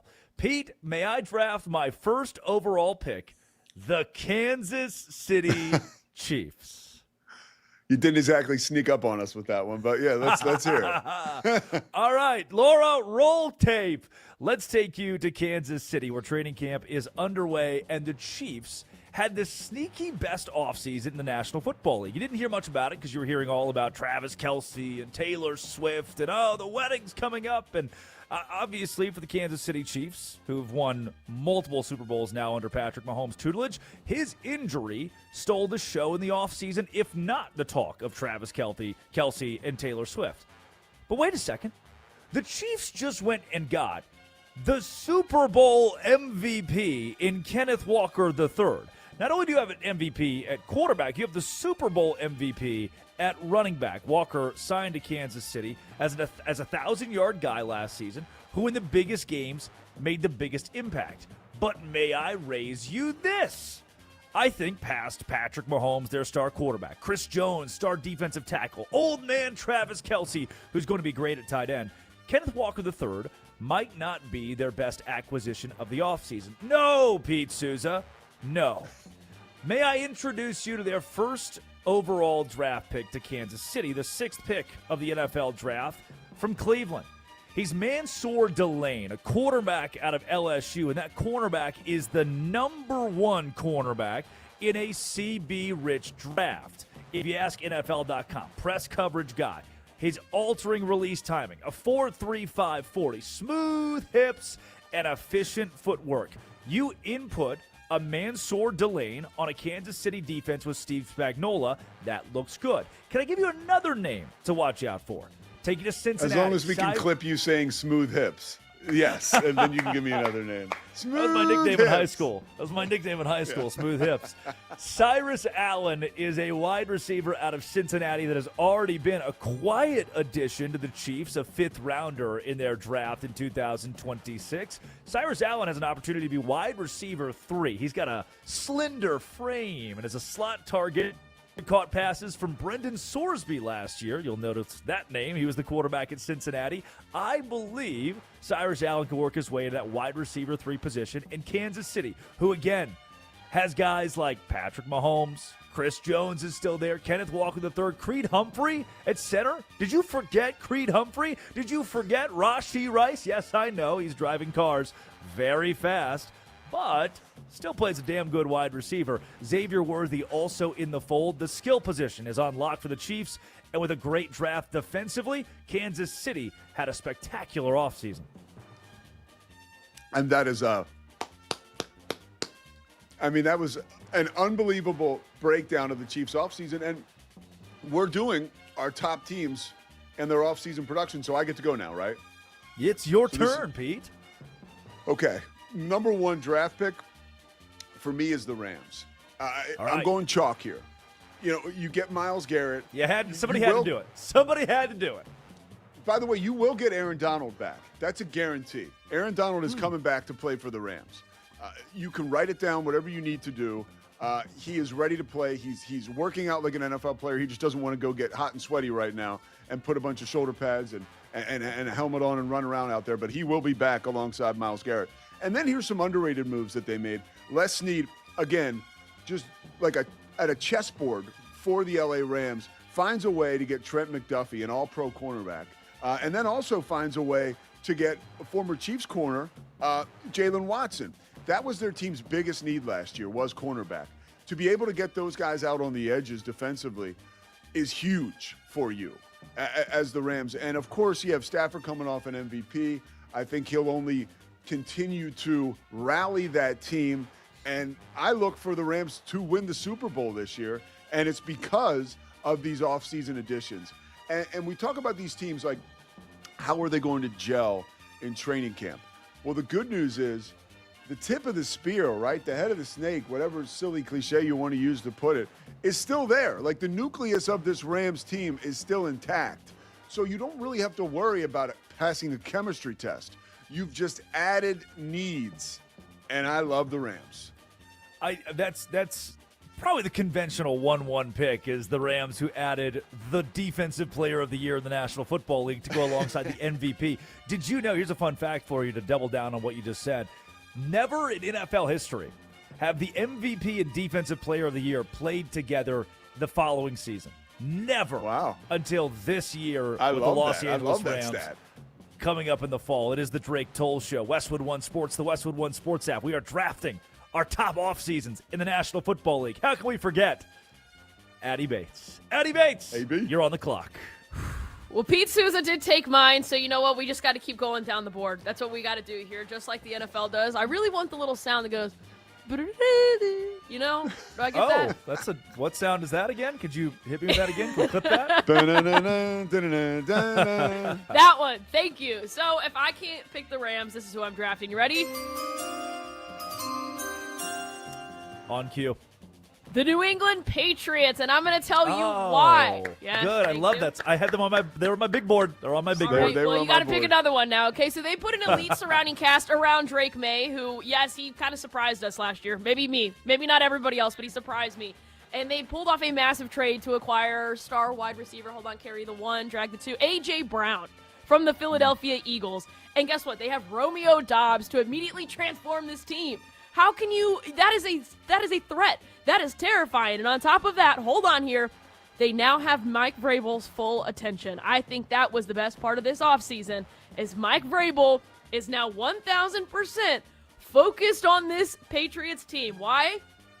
Because there's no longer a Diana Rossini. So there you go. Great offseason acquisition there. I honestly want to push back on that quickly. So I think it's possible that bad draft pick, Addy. Maybe this preseason that we find out that Diana Rossini did not sign an NDA, and we hear from her, which could set the Patriots and this whole effort into a complete tailspin. And then Mike Vrabel will have to show up to press conferences with two dogs under his arm, right? Yep. Arms. Puppies do win people over. To ward off the media. I don't know that story's done yet, and I have the Patriots on my list too, all things being equal, and I won't read them now. But I do think that there is a possibility that story gets a little more wind in its sails. I find it awesome that Addy's best offseason includes a head coach who was bagging a reporter, an NFL insider, and that dominated a month and a half of our storylines. It's like best offseason of the year, the guy who was getting laid. Just give it to Mike Vrabel and the New England Patriots for getting some play there. Clear mind now. It's round two. Westwood One Sports, the Westwood One Sports app, the Drake Toll Show. Drake Toll with you alongside Pete Souza, Addy Bates. We're drafting our best off seasons of the NFL in 2026. Laura, I'm ready for my draft pick.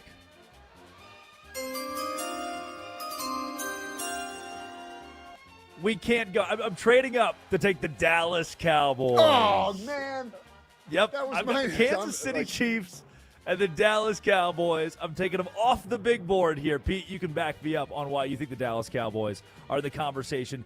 Caleb Downs is example number one. Reason number one. Defensive coordinator Christian Parker, who's in his first season as the Cowboys defensive coordinator, was the Philly secondary coach last year. And when you bring in a cat like Caleb Downs, a young talent out of Ohio State, the 11th pick in the draft, Caleb Downs is a top 10 acquisition across the board for anyone in the NFL this offseason. That's trade. That's free agent signing. It's draft picks. Give me Caleb Downs with the Dallas Cowboys. But that's not all, Pete. I'm not done yet. I think the Cowboys are going to win with Rashawn Gary, the edge who was traded to the Dallas Cowboys. He's this edge setter, backer guy who puts the nightmares in the eyes of the offensive linemen and the tight ends of the NFL. In the eyes, yeah. He scares them. Rashawn Gary is a guy who walks into Dallas and an acquisition who's been in the NFL for 8 seasons now, had 7.5 sacks last year, is going to be an instant impact on the, defense coming over from Green Bay. Rashawn Gary is another example why the Dallas Cowboys had a great offseason, but I'm not done yet. You got Downs, you got Gary, and I think the Dallas Cowboys, with their acquisition of a new defensive coordinator, that's going to be a difference maker. Christian Parker, leader of the defense in Dallas this year, is going to set the tone. Young guy, wily guy, focused on the secondary. Christian Parker is the reason the Cowboys had a great offseason. Pete, you want to back me up here? I do, but I'm going to pour a little water on it, too, because since you stole my pick now, I'm going to poke some holes. Christian Parker, in his first year ever as a defensive coordinator, so we all know what firsts are like. Everybody remembers their first date, their first kiss. You were nervous. You were freaking out. There's Sinatra, Addie's cat. Speak for yourself there, who does Pete, not make us nervous. 34 years old, by the way, Christian Parker. 34 years old for Christian Parker. Yes, and that's Addie's cat. It's a great reason to check out the Drake Toll Show on the Drake Toll YouTube page. But we talk a little bit more about what's going on with the Cowboys defense. It's kind of like turning around an oil tanker. This was historically bad over the last 2 seasons. The Seattle Seahawks played 20 games last year, and they gave up 130 less points than the Cowboys. Christian Parker has a lot of work to do. I'm not saying he can't do it, but he's got his work cut out for him. On the offensive side of the ball, all the Cowboys need to do is hold serve, which I think also feeds in to this team has a chance at going into the playoffs and maybe deep into the playoffs. And George Pickens, and his behavior and his ability to, we've been talking about contracts and contract years. This dude has a chance to stack bread this season, right? If he has a tremendous year, he'll get that long-term contract that nobody in the NFL is willing to give him. He's been playing nice. Cowboys training camp, I know it's way early, but tons of good vibes coming out of there. No fights yet. A lot of No reasons fights. to like the Cowboys. I love it. And Pete. last thing, Jerry Jones is willing to make a move. He already told us that. And Max Crosby could quite possibly be out there. You connect that to Kirk Cousins starting for the Raiders, and it kind of gives you an idea of what's going on out there in Las Vegas. It's a developmental situation. A guy like Max Crosby, who could bring in more future draft picks, could go to the Cowboys. You just took up 3.5 minutes of the segment. You've lost your second. You've lost the 5th overall pick. It's been traded to Addie Bates. Addie, you've got pick 5 on the board. Pete, you'll take pick 6 as we round out the Westwood One Sports, the Westwood One Sports app, NFL offseason draft. Who had the best offseason on the Drake Toll Show? Addie, you're on the clock. If we get rid of the entire week that has happened this week, the best offseason, my next pick goes to this team. Laura,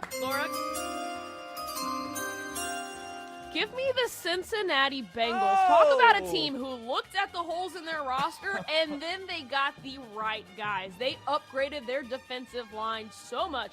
Jonathan Allen. Hey, yeah. Dexter Lawrence II, sources are telling me he's pretty damn good. This team, who has struggled defensively, now looks like an actual team. I think they could win their division. I'm going to say it right now.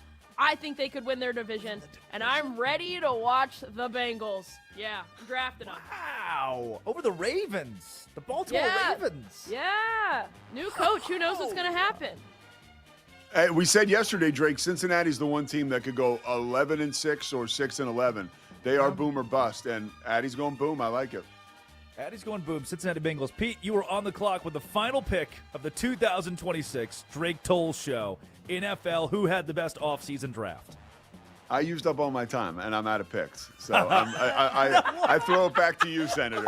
I'm good. You're pulling a Les Snead, Los Angeles Rams. You're trading your pick. You're giving up your pick. I'm out of teams. I don't want to make a team up. I was researched on all this. I will say my draft board did have Los Angeles Rams at number 1, though I wanted to take the Chiefs, mix it up a little bit. I did have the Rams at number 1. I think they had the best offseason overall. But I want to back up Addy. Brian Cook, safety, Cincinnati Bengals is another really good pickup. And if you were to ask me the best acquisitions and storylines the offseason, Myles Garrett to the LA Rams, nothing better than that. And what he's going to add to that defense. And Pete believes that Aaron Donald is a member of the LA Rams this year as well. The New England Patriots, did we established Patriots here? I have one more. Such a good pick. I had the Pats too, and maybe I can elaborate a little bit on my pick that Addy stole for very good reason. Drake May, in his second year, I mean, they talk about that jump quarterbacks do from the first to the second year as a starter. He really has an opportunity to only get better. And that could be something that is fueled by sort of a lukewarm postseason. I mean, the Super Bowl was terrible. Was he hurt? Was he not? It doesn't matter. They got shellacked, and he played terribly. We talk about Baker Mayfield this morning and the motivation not getting a long-term contract gives him.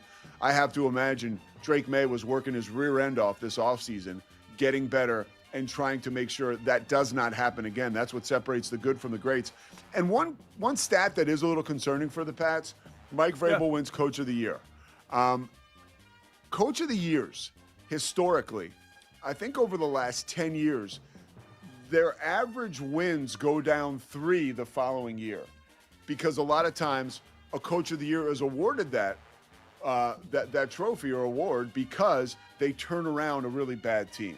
So the Patriots are going to have to show us out of the gate that they are the real deal and weren't just a one-hit wonder. So it's important for them to play well early, in my opinion, if they're going to reach their full potential.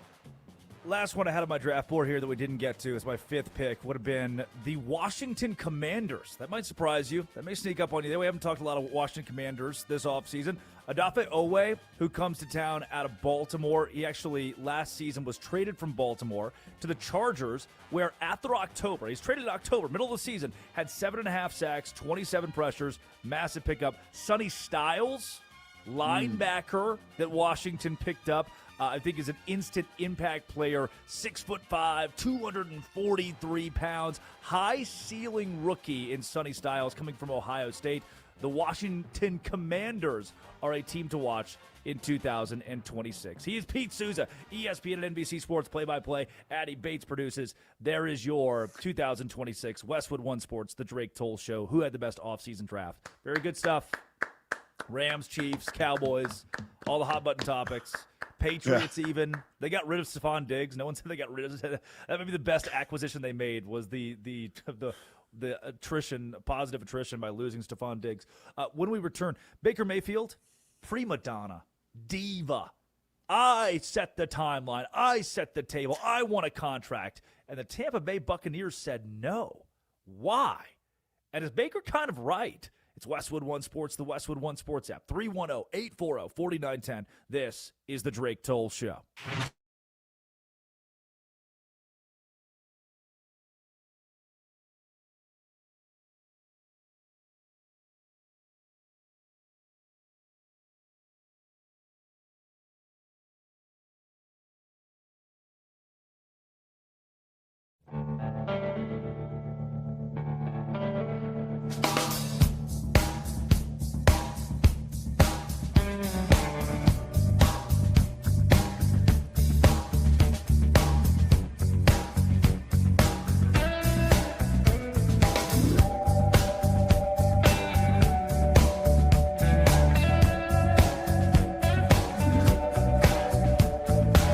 So long ago, I don't remember when.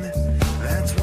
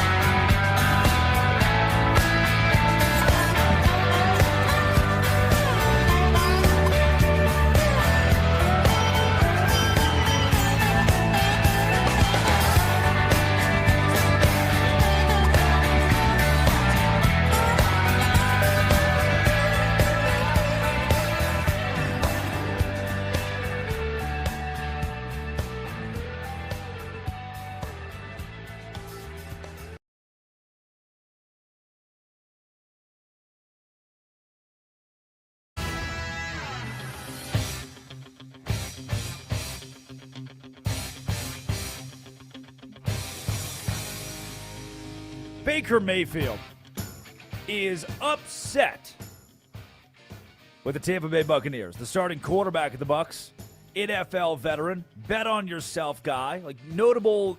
If he can do it, he's an inspiration to many. Walks on at Texas Tech, walks on at Oklahoma, wins the Heisman Trophy. And then Baker Mayfield walks into the NFL. No one believes in him. He's a Cleveland Browns quarterback. Come on. Takes the Browns to the postseason with Kevin Stefanski, and then has a couple of stopgap years where he floats around the league, and you wonder, is he a Panther? Is he a Ram? No, he's a Tampa Bay Buccaneer. And instead of a stopgap guy in Tampa Bay, Baker Mayfield is the guy, franchise quarterback kind of guy. But now Baker Mayfield's not getting paid. He's not getting his money. He's not getting his contract from the Bucs, and he feels disrespected. It is the Drake Toll Show. Westwood One Sports and the Westwood One Sports app. Drake Toll with you from the Savannah Bananas organization. Locked on Big 12. Pete Souza co-hosting NBC Sports and ESPN play-by-play. Here is Baker Mayfield on feeling disrespected and undervalued by the Bucs. I've told you guys I've been pretty upfront and honest about my feelings about Tampa. It being home for our family. We're raising kids here. We love it here. I wanted the deal done and set the deadline and told them it was going to be all ball after that, and I did mean that. And I don't know if they thought I was just going to take some of the offers that they gave, but I'm at the point in my career understanding what I've brought to this franchise. One, I'm very, very thankful for the chance they gave me. Do not get me wrong on that. But I really know what I've brought to this franchise, leadership-wise, and even play-wise. It's been some of the best years of my career, and I think it's only going to trend upwards, just being comfortable and feeling that. So disappointing in that regard to feel disrespected a little bit. And that's really the disappointing part, to feel undervalued after, thinking you've earned it. Not only did he say he's undervalued and disrespected, Pete, but he said, I don't know if they thought I'd take some of the offers they gave. He feels like they slapped him in the face with the dollar totals they put down on the table. Is Baker Mayfield worth a contract right now for the Tampa Bay Buccaneers? He absolutely is. And I think the Buccaneers would have gotten there with him, but he and his agent set a deadline. And so this deadline has triggered that press conference, this internal frustration for Baker Mayfield. But once again, it's an internal fire burning that is going to enable him to have his best season as a Buccaneer.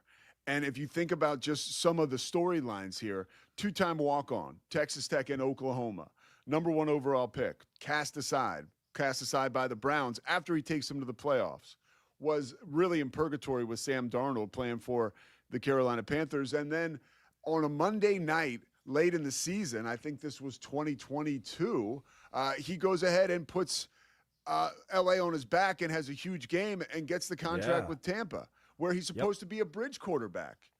And now he's fighting for a franchise contract, not a franchise tag, which, by the way, we may cross that bridge because the Bucs love the franchise tag. $50 million he could get slapped with after the season. That would be the franchise tag number. Ultimately, too, one thing we haven't noticed, if you watch the quarterback show on Netflix, he got set up with his wife. She Googles his name, and the first thing that comes up is his arrest in Oklahoma City. He's got to overcome that, too. And he did it. He's married to her. They're in love. I mean, his arrest was for a drunken public. Like, let's not get carried away. It wasn't a felony or anything. Hey, Fayetteville, Arkansas, Dixon Street gets anybody and everybody, man. So that's where it was. It was in Fayetteville. Okay, yeah, my bad. Was. Yeah, it was. So I believe that Baker is sort of using this to fuel his own fire. And I also believe, like, with a little bit of the tension with a guy like Vita Vea in the locker room who's also unhappy, I'm not saying that. Don't brush over that. That's Pro Bowler. That's Pro Bowler Vita Vea on the defensive line. This is one of the best guys in the NFL that Tampa Bay is refusing to pay to the point he wants a trade. So you've got your two stars on either side of the ball who are pissed off right now at the front office. And maybe Chris Lick, their general manager, is crazy like a fox, because what we could see is this turning into like a 1980 Olympic hockey team deal when everybody hated Herb Brooks and they all got together, the collective we, and in spite of their coach, went on to win a gold medal, and that's exactly what he wanted. Either way, you're going to get the best of Baker Mayfield this year. And ultimately, I feel like they'll come full circle and he will stay with the Buccaneers because he's going to have a great year. It's the Drake Toll Show, Westwood One Sports, the Westwood One Sports app. What a terrible negotiation tactic, by the way, for Baker. What a terrible. He gets to the podium, and this isn't in the meeting rooms. He's saying this to America. Now, I know this. Now, you know this. Now, this can be thrown right back in his face. He gets to the end of this season, and let's say he replicates what he did in 2024. That was his bang-up year where Baker, kind of his coming-out party as a Tampa Bay Buccaneer, where Baker put up 4,500 yards. Maybe the coolest stat in this, 71% completion percentage to go along with his 4,500 yards, 41 touchdowns. A nuts year in 2024 for the Tampa Bay Buccaneers. That's worth that. That's a marketing chip, right? Hey, look, here are my stats. They back it up. But then what does he say, Pete? He says, my family loves it here. I love it here. I want to raise my kids here. So if Baker plays like a bat out of hell this year and throws 40 touchdowns, 4,500 yards, 70% completion percentage, just replicates that, and he was in the MVP conversation in 2024, by the way. If he does that in Tampa again, well, then Tampa has no choice but to pay him. Oh, and by the way, they got an even better year of Baker Mayfield because he played like a bat out of hell because he was trying to earn a spot. Oh, and by the way, he wants to be in Tampa for his family, for his wife, for his kids. So Tampa could say, hey, let's have you play ticked off for a season. Let's have you play a different level of Baker Mayfield because you think that your back's against the wall. If we get that version of you before we give you a payday and we know you still want to be here, we win long term. This is some, the mental math of this is beginning to add up to be a really good play by Tampa Bay to not give him what he's asking for. And another thing, the emotion, right? The human condition is undefeated. For all the reasons you mentioned, Baker Mayfield is invested in that area, Tampa Bay, right? Family. I love it. He said, I'm grateful to the organization. He told us that, yeah. And I love that because we even saw as recently as last week when everybody gets let go from ESPN, everybody's mad at ESPN. It's like, can somebody be grateful? Like, they gave you an opportunity. Like, Baker did actually add that to the conversation. And we can all relate. You've had an argument with a loved one, with a coworker, with your boss, or you've been put in your place by one of those people. You leave that conversation motivated and upset. But we all know that doesn't last forever. I hate this term, but Baker Mayfield spoke yesterday when he was in his feelings. And it's always good to take a beat. But I do believe there were some theatrics behind that too. Baker That's Mayfield good. has a little bit of wrestling in him. He speaks in his feelings, and there's theatrics around it. Did Baker Mayfield go too far? No, not at all. If anything, he went just far enough because he knows who he is. He knows his mentality. He knows what it takes for him to operate at 110%, and it's internal motivation. It's, I'm not good enough. They don't want me. I mean, and maybe it really is actual baggage, right? Because, you know, I'm sitting here with you talking on the radio. I call games for ESPN and NBC. A lot of times because I was a guy who, you know, I got sober 15 years ago. People had kind of left me for dead. I was hopeless, you know, and I'd always wanted to do this stuff. I'm forever ambitious and motivated by that. Now, is anybody else thinking about that anymore? No, but I can't shake it. So I got to be the absolute best I can. Baker's the same way. He's still the walk-on from Texas Tech. Full stop. Pete Souza, co-hosting. NBC Sports, ESPN play-by-play. Addie Bates producing. Laura Jimenez runs the board. Let's take you from the NFL to the baseball field for a brief second. And here's why. Last night, you see this, Pete? This is one of my favorite things I saw all day yesterday. The Minnesota Twins are playing the Kansas City Royals. Can I say something? May I be so bold here? Who gives a rat's ass? Like, I'm not, you know, like, I'm not dialed into this, tuned into this game. The AL is a dumpster fire. The American League's a dumpster fire. We're on the verge of the LA Dodgers picking up Tarek Skubal, back-to-back Cy Young winner. We're on the verge of the LA Dodgers becoming the greatest baseball team of all time if they're not already. They won back-to-back World Series. They're becoming a problem, but either in a good way or a bad way. It's promoting baseball in a lot of ways, but it's hurting. If you're a big fan of the Philadelphia Phillies, gosh, you hate the Dodgers. If you're a fan of the Diamondbacks, gosh, you hate the Dodgers. You just feel so slighted by baseball because the Dodgers are just that good. They might get the back-to-back Cy Young winning Tarek Skubal from the Detroit Tigers in a trade here at the deadline. But somewhere mixed in the middle of that, a legend was made. A hero was born yesterday. Going into the seventh inning of a home game, the Minnesota Twins were being shutout, and no hit. The 7th inning, they're being no hit. We get to the 9th. The Twins trail 3-0 with 2 outs and nobody on, Pete. 2 outs, nobody on. How about a walk, hit batter, single? The bases are loaded. But Cody Clemens, son of Roger Clemens, Texas Longhorn, steps to the dish. And Pete, he's down 0-2. You're a strike away. Down 3-0 in the ball game for the whole thing being over. The Twins go home. But then it strikes. That playground moment. The thing that you wish for when you're a kid. The way you play it out in your head when you're just sitting there with the tee hitting the baseball. Welcome to a moment in history. The 0-2 from Strom. Clemens in the air to right center field and deep. Back it goes. Deep it goes. And gone! Cody Clemens wins it. And the Twins walk off the Royals once again at Target Field. Can you believe it? 4-3 the final. Down to their final strike. Twins win. Twins win. The Twins win it. That is what dreams are made of, Pete Souza. Down 3-0, a grand slam from Cody Clemens to win it for the Twins. A lifetime 218 hitter, right? A nepotism be damned. I'm going yard. I'm winning this game. Hook 'em horns. You got to give him credit, man. That was a magical moment. And as much as you like to pour water on the American League and how bad they suck, the Twins are 3 games out. They're 3 games out of first. Somebody's got to do it. Yeah. Why not? Why not them? They're 55-55, which in the National League buries you in the gulag 15 games out of first. In the American League, it means you're in the hunt for a division title. And in 2026 in the American League, the Tampa Bay Rays have dominated, and they continue to win in the AL East. They're kind of the exception out of the American League. The AL Central, the Chicago White Sox lead the AL Central. Cleveland Guardians right behind them. The Texas Rangers lead the AL West. Just brutal, stinky stuff in the American League in 2026. There's your daily toast of baseball here as we hit late July. And October looms. We're not that far away. We're not that far, like 50 games out of knowing who will be in the postseason. Every game matters just as much as the next and the last. When we return, oh no, old man Christian McCaffrey, old man George Kittle, broken and old Mike Evans. They all get to play with Deebo Samuel. That's right. Deebo is signing with the San Francisco 49ers. Does this move make them a Super Bowl contender? We asked that question earlier, and the answer is going to shock you. It's Westwood One Sports and the Westwood One Sports app. Pete Souza co-hosting. Laura Jimenez runs the board, and Addie Bates produces The Drake Toll Show. The Hall of Fame game is Thursday.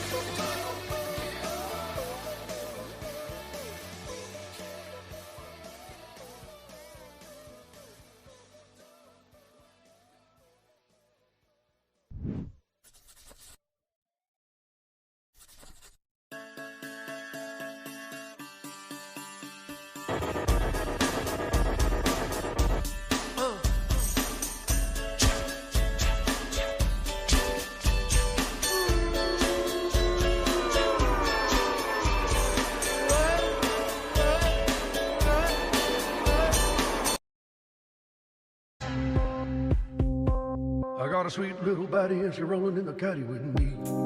Deebo Samuel is right back to the San Francisco 49ers. Pete Souza, San Francisco, the 49ers, 30-year-old Christian McCaffrey, 30-year-old Deebo Samuel, 32-year-old George Kittle, 33-year-old Mike Evans, 4 aging veterans with tough injury histories playing next to an electrical substation. That is a tweet per Justin Herzig.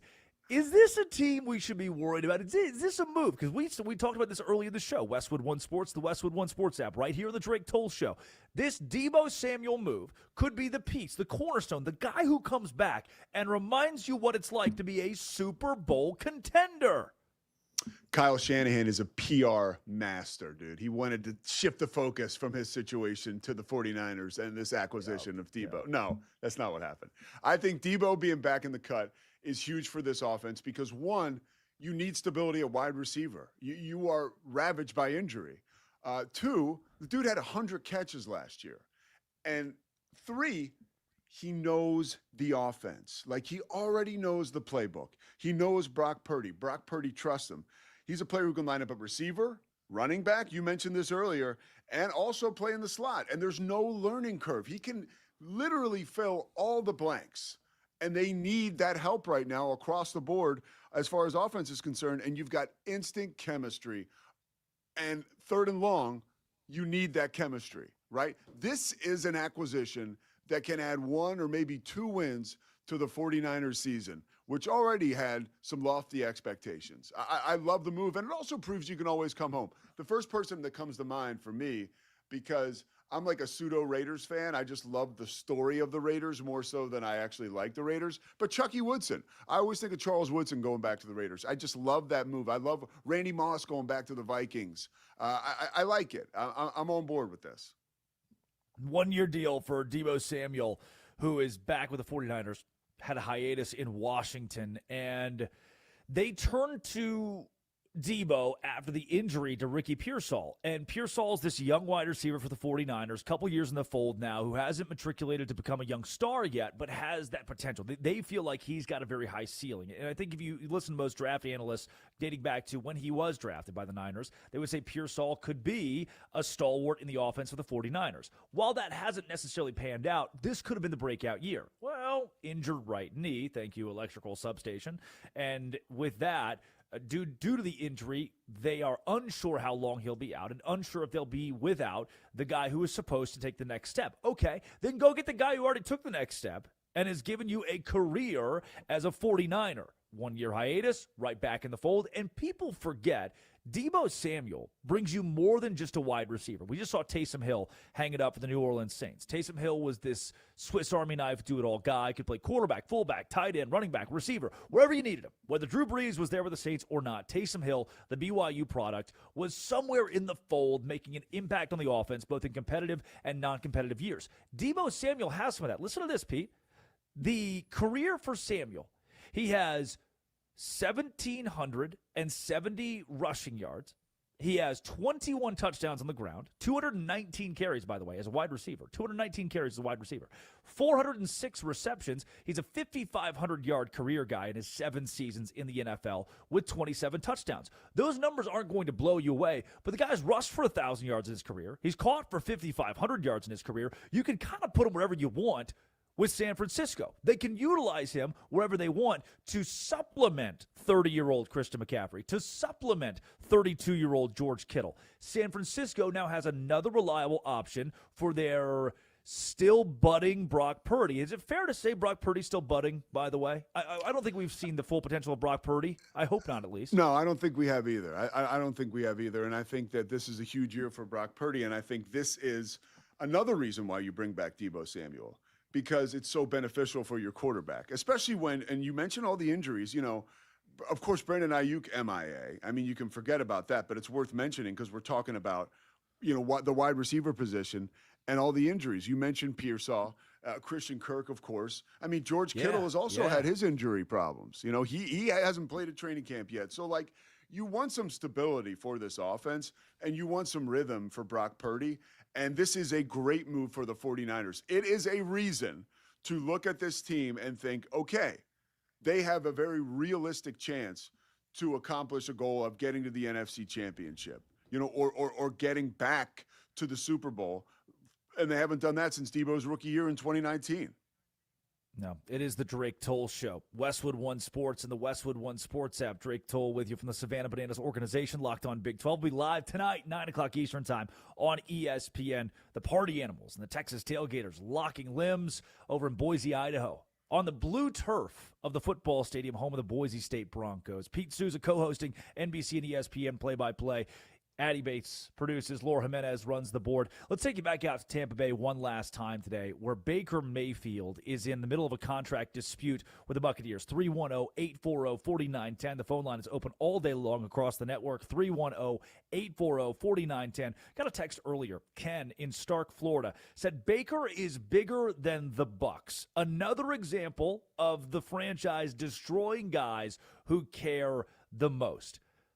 Baker Mayfield, to this point, Baker Mayfield, and I said this the other day, in the right situation, a la a Sam Darnold. If you put Baker Mayfield in Houston with the Texans, let's say this offseason, the whole contract dispute falls apart completely. Mayfield says, I want to be a free agent. I want out of Tampa Bay. And you throw him into a situation like a Houston. You even throw him in a situation like Atlanta with Bijan Robinson and the reinvented Kyle Pitts. Baker Mayfield may very well be bigger than the Tampa Bay Buccaneers. He may very well be a Super Bowl caliber quarterback, but I don't see that kind of potential with the roster he's walking into in Tampa. So you have two things. The negatives don't cross out here. You have, number one, a roster that's not conducive with a Super Bowl. Number two, a quarterback who is very upset with his front office. Well, and I think I don't know that you're giving their roster as much credit as they deserve. I mean, there are weapons on that Buccaneers roster. Now, is it a Super Bowl situation? I don't know. Well, Pete, but one of their biggest weapons in Vita Vea is already requesting a trade. I mean, one of the defensive, all-pro defensive tackles already requesting a trade. But he's still there.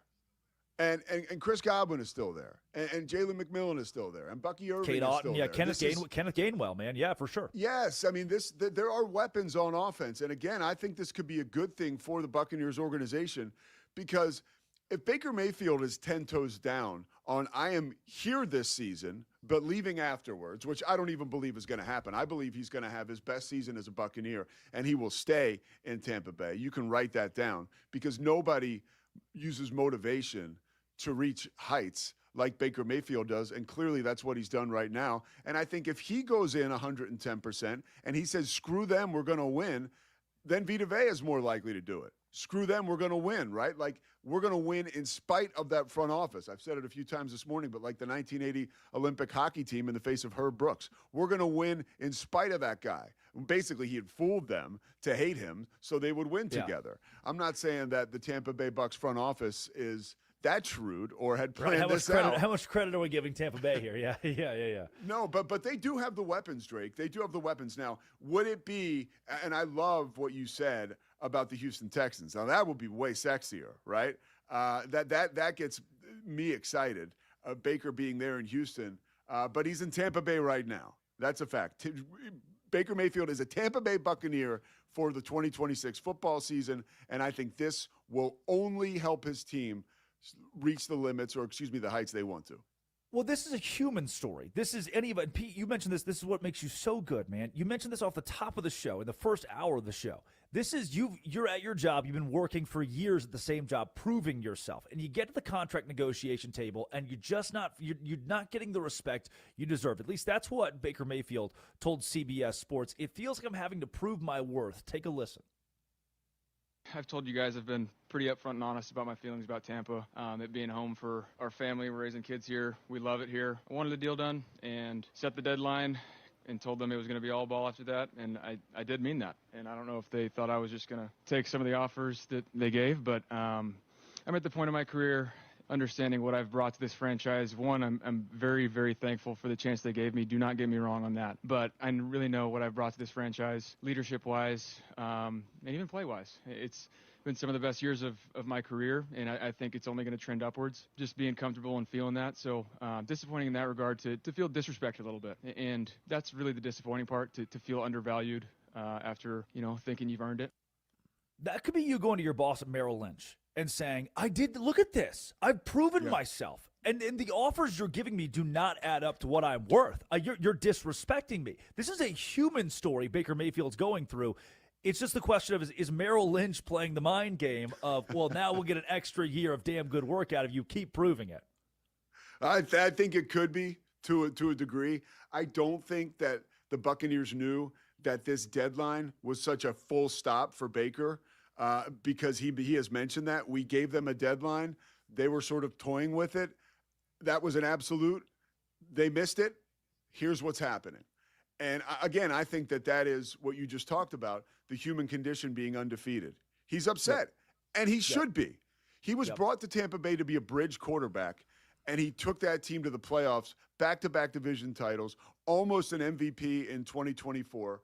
And I think one of the things you can't miss about this is he is someone who overcomes the odds all the time. And he's also a quarterback. And guess what? If I'm Baker Mayfield, I know that this is a quarterback-driven league. And look down the road in Atlanta. What happens when you don't have a quarterback, right? They got Michael Penix and Tua Tagovailoa who can't leave the stadium if they don't have bubble wrap, like, all over them. You know, like, Baker is a proven guy. Baker plays through injuries for these teams. That's the one concern I would have if I was in Baker's camp, that it's like, dude, is this guy going to press and play through all kinds of injuries this year to have some sort of career season to get a lucrative contract? That's the one thing I think he could be setting himself up for a little bit of failure there. But otherwise, the totality of this whole situation is very good for the Bucs short term and possibly long term, and is very good for Baker Mayfield.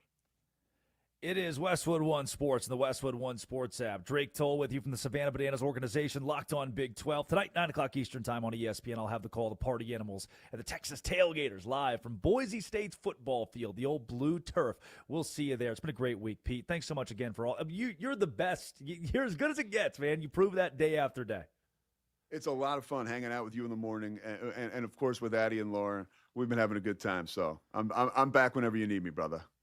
Laura Jimenez runs the board. Addie Bates produces. What a week it was. To Colin Jones, Armin Williams, Bruce Gilbert, and Ryan McGuire, thank you for a job. You Better You Bet is coming up with Nick Costos. In the meantime, this has been from 6 a.m. to 9 a.m. Eastern time every single day on Westwood One Sports and the Westwood One Sports app. Thanks for listening. We'll see you again on Monday as the MLB trade deadline closes in. This is the Drake Toll Show. This is West.